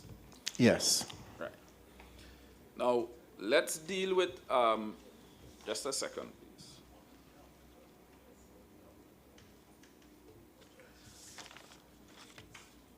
Let's go to Mr. Kurt Scott. Now, earlier when you were giving evidence, the transcript for Mr. Scott was shown to you. Yes. And there was a specific portion which spoke to Mr. Scott observing something being, well, I don't know if I'm being loose here, but something being removed. Mm-hmm. Yes? Good. Now, let me suggest to you that Mr. Scott had a specific role on the day in question. You willing to accept that as operator? I believe so, yes. Right. Now, part of his functions were to monitor the work area for any signs of pollution, mainly oil pollution. Yes? Yeah, yes. Right. And to be on the lookout for any incoming vessels. Yes? Yes, I believe so. Right. And to ensure no work other than operation within the defined area of berth 6 was being performed. Yes? I said that earlier. No, I'm putting my instructions, Oh, okay. Steve. You wouldn't?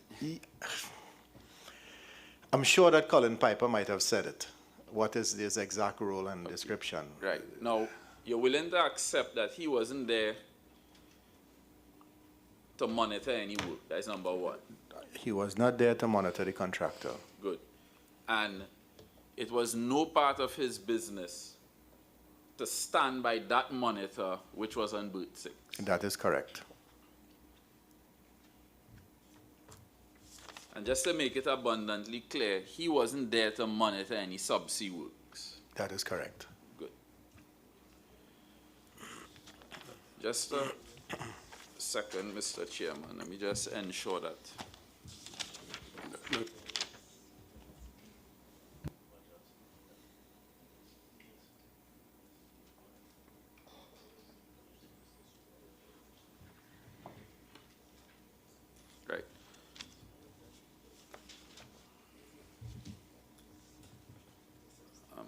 I have no further questions for this witness, Mr. Chairman. Thank you very much, sir. Thank you. Can I just ask you one question, right? Yes. Again, to do with the responsibilities of the applicant, because in addition to continually monitoring the job, he has also the role, doesn't he, to stop the work if there are changes in site conditions that increase the risk or if new hazards are identified, and to promptly notify the site authority of these changes. Yes. I think you agreed with me previously that he had the power to stop the work. Yes. And would have done had he known Yes. that these plugs were being removed. Yes. Yes. Or you would have expected him to. Yes. He, along with any employee and any contractor employee, LMCS, have the power to stop. Irrespective of how lowly that member of staff might be, the Yes. fact is if he'd realised that there was something happening that shouldn't happen, he has the power to say stop. Yes. And then call in somebody else. Yes. Correct. And that would apply to Mr. Scott as well. Yes. Yeah, thank you very much. All right. Yes. Ms. Maharaj.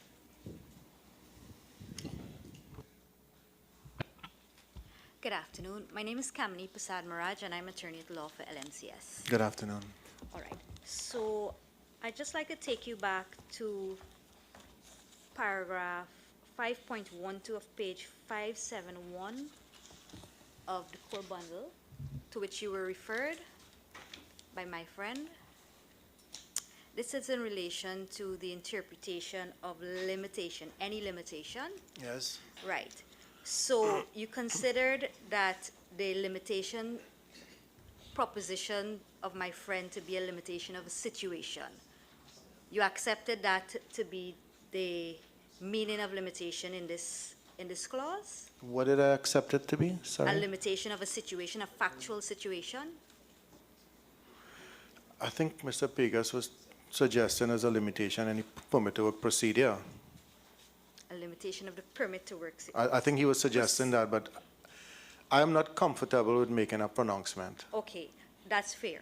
What I would like to ask you to consider is whether or not this any limitation would actually mean a condition in the permit to work system. The limitation that is being referred to in this paragraph here, meaning the condition that would be set out in any of the permits that is issued. I'm not seeing that in the words. I think really both you and Mr. I- Pegas could address me about that. I- I have certain views about it anyway, Certainly. but I would also like to take you to the PTW procedure that we were now looking at, page 29. I know you already said that continually is interpreted as periodic. Defined as. Right, Yes. and that's in relation to the applicant. I would just like to draw your attention Thank you. to 5.2, Yes. to the very last bullet point that appears there. And you would see that it is specifically written, periodically check, and that's in relation to what a competent person shall do. Yes. Yeah? It says periodically check the site and equipment to ensure that the condition for certification have not changed. Yes. Right? Now, my question is in relation to the interpretation that you're given to continually and periodically. This is a document that you were part and parcel of drafting. Could you explain the difference between what you mean as continually above in relation to the applicant as opposed to periodically here? There's no difference. There's absolutely no None. difference. That's correct. But you'd appreciate you could have used periodically as continually instead of having continually used in the description of the roles and responsibilities of the applicant. I appreciate. I agree. Okay. Use words interchangeably, yes. It's used interchangeably. This morning, you were explaining there are two different kinds of risk situations. Yes. And you would recall that you said that there is functional and situational risks. Yes. Yes. And in relation to the situational risk, that was risks associated with the facilities according to your Yes. explanation. Those risks would include risk associated with, let's say, the pipe system that is at Paria. Assets. Yes. Yes. All right. Would you be able to say to the commission whether or not, and these pipes, C-line 36, it has been out of commission for some time? I'm not sure how long it has been out of commission. All right. But we do know that there were repairs clearly Yes. Yeah. that had to have been done. Yeah. Yes, so they were not functional. Yes? Correct. Right.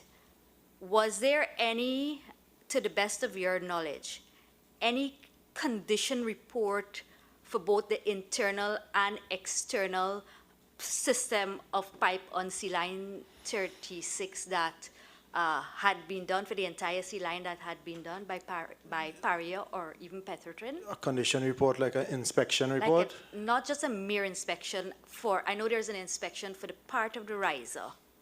That's on record and in evidence. But I'm asking about the entire C-line 36. An inspection report for the Yeah. entire C-line? Yes. I don't know. You don't know. All right. is there a topographical, probably a wrong expression, some sort of map. We've been provided with one by Paria showing the pipe where it goes. Still not 100% sure I understand it, but can you tell me, do you know, or does anyone know, if the pipe in the horizontal is level?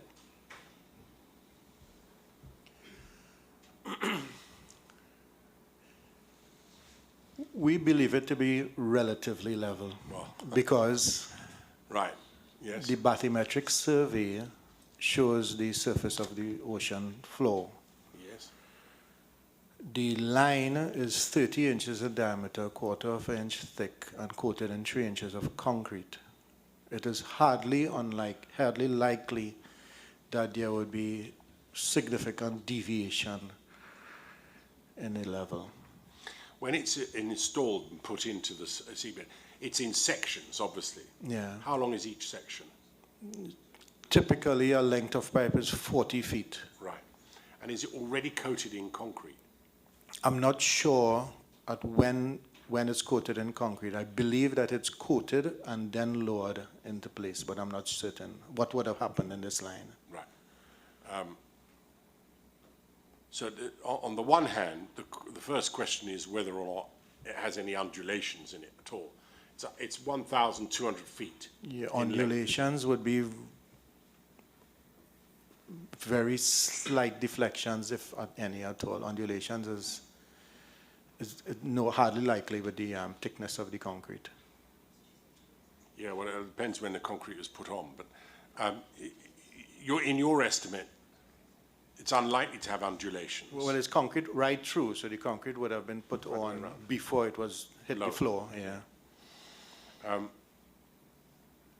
But as each piece is put together, they're welded together, aren't they? Yes. Rather than flanged. Yes. Right. So each section is welded together. Yes. So one piece is lowered, put down onto the ground, seabed, Yeah. and the next piece is lowered. Yes. The two are joined together, welded. I'm really not certain how this line was fabricated. Right. So you're not really able to say whether they were, in other words, when the two came together, they weren't exactly straight and were just, do you follow what I mean? Oh. At an angle, as they're welded. It would have to have made a seal such that it would pass the welding inspection. Sure. So definitely it would have met that, which is very slight deviations, if any. And I appreciate the slight deviations. My concern, I suppose, is that over a length of 1,200 feet, even a slight deviation might produce a significant difference in height at different points. Yeah, I think that information is available if there's a difference in height. All right. Whether there's any undulation, Yeah. it's unlikely. All right. So let's assume that there's no undulation in this pipe at all. But you are able to tell whether it is higher at one end or lower at one end. Yes. And it follows from that if it's lower at one end, when you pour water or oil or any liquid in it, that will settle so that the levels of the liquid are the same height. Yes. Whereas the vertical part of the pipe might be longer at one end than the other. Yes.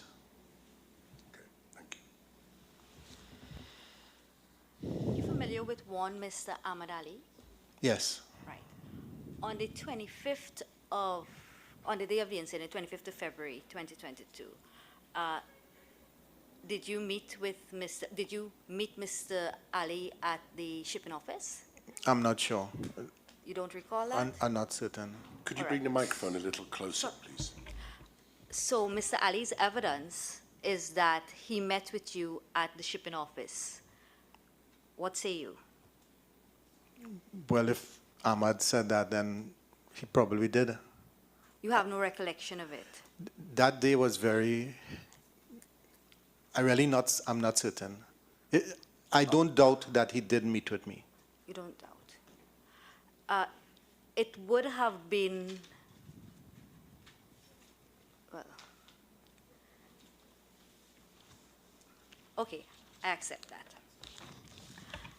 In your witness statement, paragraphs 54 to 57, you deal with, well, in fact, from 53, sorry, to 57, you deal with a meeting with Mr. Kazim Ali Sr. Oh, yes. Yes?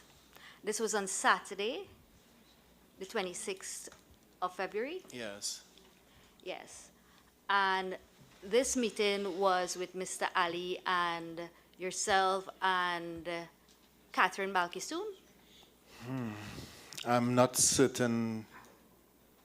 I'm not absolutely certain. I just remember speaking to Kazim. All right. So I'm going to put this very quickly to you because the version of what you have and what you've presented as to your recollection of that meeting and what he said in that meeting, right? Mr. Ali denies that. Okay. Yes? Now, his instructions and evidence is that he was at the meeting on the 26th for the purpose of convincing Paria to allow a rescue. Okay. Yes? Would you agree? If I agree Would that you that agree? is what his evidence is? No, would you agree that that is true? That is No. his evidence. No, Would that's you- not true. All right. So I'll put it to you that what you have said is untrue, and you can answer that. No, it is. Untrue or inaccurate? Inaccurate. We can say that it's inaccurate. Your version from paragraphs 53 to 57 Yes. is inaccurate. And what am I supposed to say? Well, you tell me. Well, either it's accurate or it's Or not. not. Do you think it may be wrong? No, this is what I wrote here is correct. I remember Right, this that's what you because say. I was shocked when I heard it. And I resolved afterwards that he is surrounded himself with people who also believe the same thing. And this is, it might have been understandable, but at the time he said it, this is what he said. All right. And, well, you don't recall. Specifically was shocked about what? That he would say that his son is no more. And this was at what time? I think it was about 1 p.m. I feel like it was between 1 and 2 or somewhere On around Saturday? there. Yeah, Early afternoon on the Saturday. yeah. He's probably not wrong, was he? I don't know. All right. Well, that's really all that I can clarify. I think everything else has been dealt with. Thank you very much. You're welcome. Mr. Peterson. Thank you, Mr. Chairman. I'm happy to say I've moved my meeting to 6:30. Oh, great. But that doesn't mean I would use all the time. But could we first have up Mr. Houston Majat Singh's statement? It's at, I'm interested in page 303, 30, Supplemental bundle. in there, the supplemental bundle. 3053 and 3054.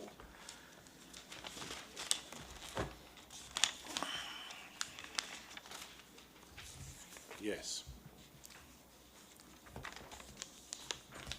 Particular paragraph you want to? Paragraph 27 to start with. I'm interested in 27 into 28, actually.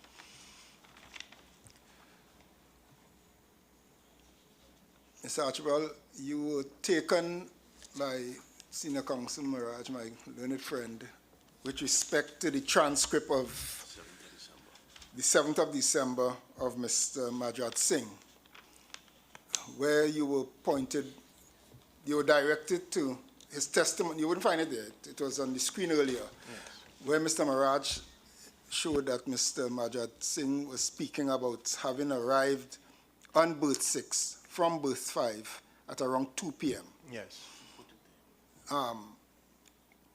That it was put to him in his cross-examination. So I'm trying to interrogate that, taking into account the event. If you look at the, first of all, paragraph 27, I'll show you why I'm going there. Yes. At paragraph 27 of Mr. Majat Singh's statement, he speaks about upon arrival at berth 6. Yes. He spoke to the LMCS dive master, Mr. Andrew Farrer.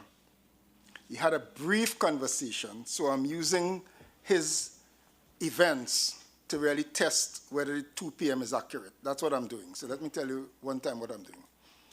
I had a brief conversation with Mr. Farah to find out if the team was getting through with the job. He said yes. I went to the screen monitor on booth 6, and I saw one diver in the chamber. I then moved away from the screen. Right? So that is after his arrival, he just gave that description. Okay. After about 10 minutes, so let's give him that, give or take a few minutes left and right of that, right? I felt a shake on booth 6, and I heard a noise. I immediately went back to the monitor to see if something had happened in the chamber. I noticed the camera was not focused in the chamber, and it appeared to be showing the wall of the chamber. When I went back to the monitor area, Andrew Farah was there. Now, we know, and I think it's beyond dispute, that the event that gave rise to the disappearance of the men into the pipe occurred about 2:50 p.m. Yeah, 2:45, I think. 2:45, 2:50. Yeah.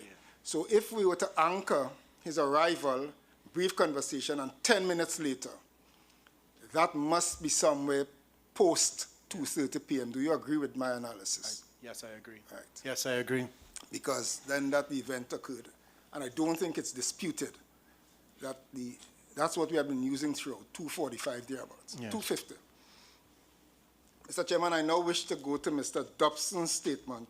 Just pause for a minute. I'd like to make a note of that. Also, yeah.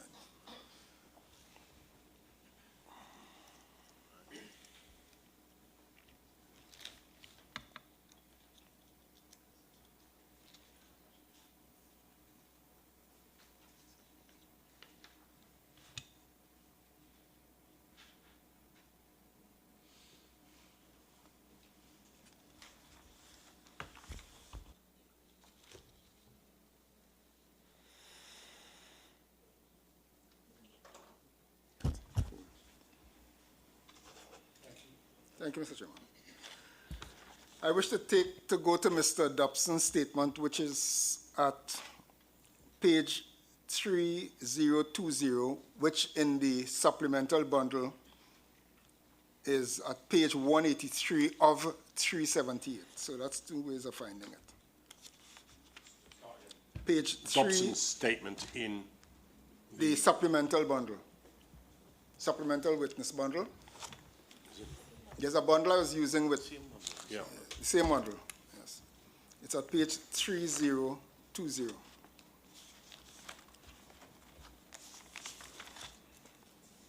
Yep.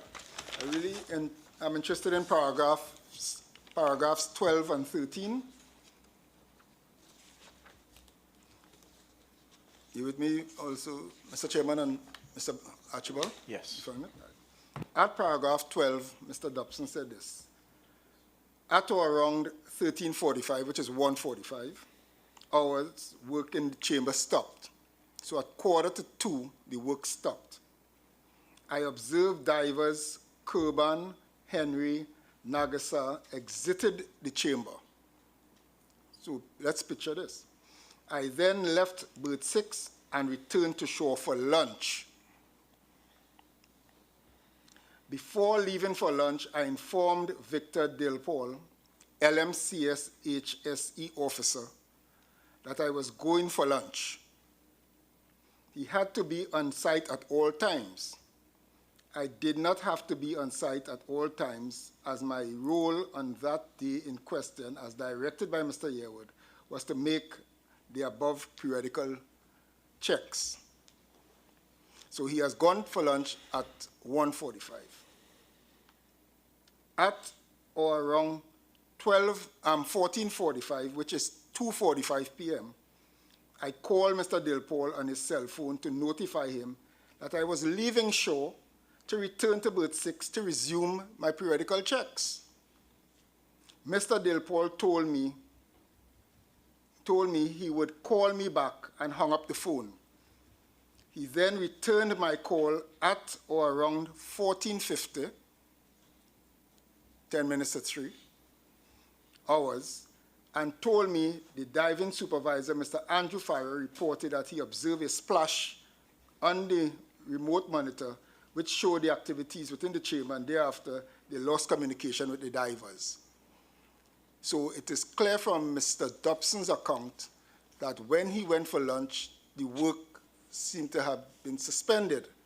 But Yes. whilst he was on lunch, just about an hour, usual lunchtime, even in this commission, just about an hour, the work resumed in his absence, Yes. unsupervised by Mr. Majad Singh, Yes. because the work ought not to have been taking place. Yes. And that's when the event occurred. Yes. I think it's consistent with your testimony here that you got a narrative that the incident occurred during the lunch period when there wasn't to be work. Yes, that is what Dobson would have told me. Sounds very unauthorized to me. Yes. Just tell me something. On the 25th of February 2022, if there were to be a permit to work issued for the removal of the plugs, who would be the applicant in such a case? I think Mr. Majad Singh might have been used as the applicant there because it would have been mechanical work. All right. To Taking remove off- the, yeah. the barriers. Yeah. Do you know of any permit to work issued for the removal of those plugs on the 25th? No, none was issued. Yes. So there was no question of supervision of the removal of those plugs on that day? Absolutely none. Anything else?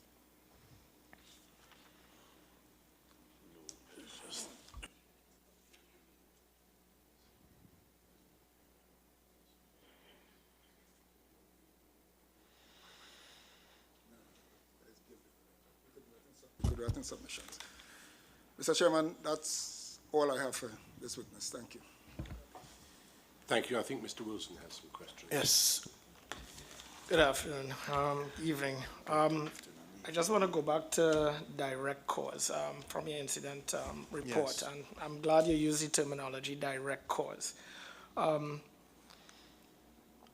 I see that in your incident report, the direct cause will obviously point to LMCS. Yeah. All right. I believe I heard, I'm alive to correction, that you said you're awaiting the outcome of the commission. Well, no, To- not necessarily.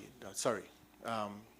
More information that will arise from this commission. In service of what? Yes, yes. No, well, you know, More information more from the co- information, statements, and that sort of thing. Things even from LMCS that they would have said they did. From Understood. Christopher Boutram. But you're waiting for more information from the commission in service of a report? Oh yes, yes. To be able to not to redo, but to complete. To complete Yes. the incident report? Yes. From your colleague, prior, it's Archibald. Paul Yearwood? Yearwood. It came out that no industry known root cause analysis was employed by Paria For the investigation. for the investigation. Okay. Is that so? Well, we applied RCAT and something like 3 Ys. 3 Ys. Right? I know there's no 3 Ys, but 5 Ys will take it to your management system. Right. Right?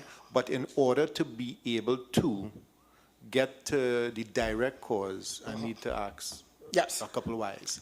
And I also did a cause and effect diagram. Okay, understood. Where I'm going with it is because a direct cause would only point at one party. Would you appreciate if you did which is industry practice, a root cause?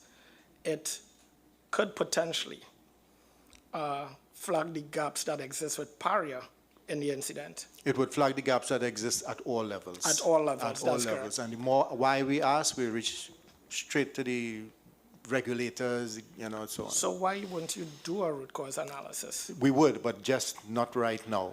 Is it industry practice to wait a year after to do a root cause analysis? No, but the circumstances right now, we were not able to get information. The hyperbaric chamber is still at the base of the sea, at the bottom of the ocean. And so it is necessary for us to get, I did not interview any of the LMCS witnesses. Okay. Now I have that information. available. Okay, so just to clarify, you're waiting for more information Yes. coming out of the commission. Yes. Once you get that information, are you now going to employ in-house resources or external to do a quality root cause analysis? I think we will do in-house for the up to the rescue. Okay. Sorry, the emergency response, like a bow tie. Okay. You do have an appreciation, your direct cause would just, it's just one component of this entire process that went, and I feel comfortable in saying it went wrong. Yeah. All right. Okay, thank you. Okay.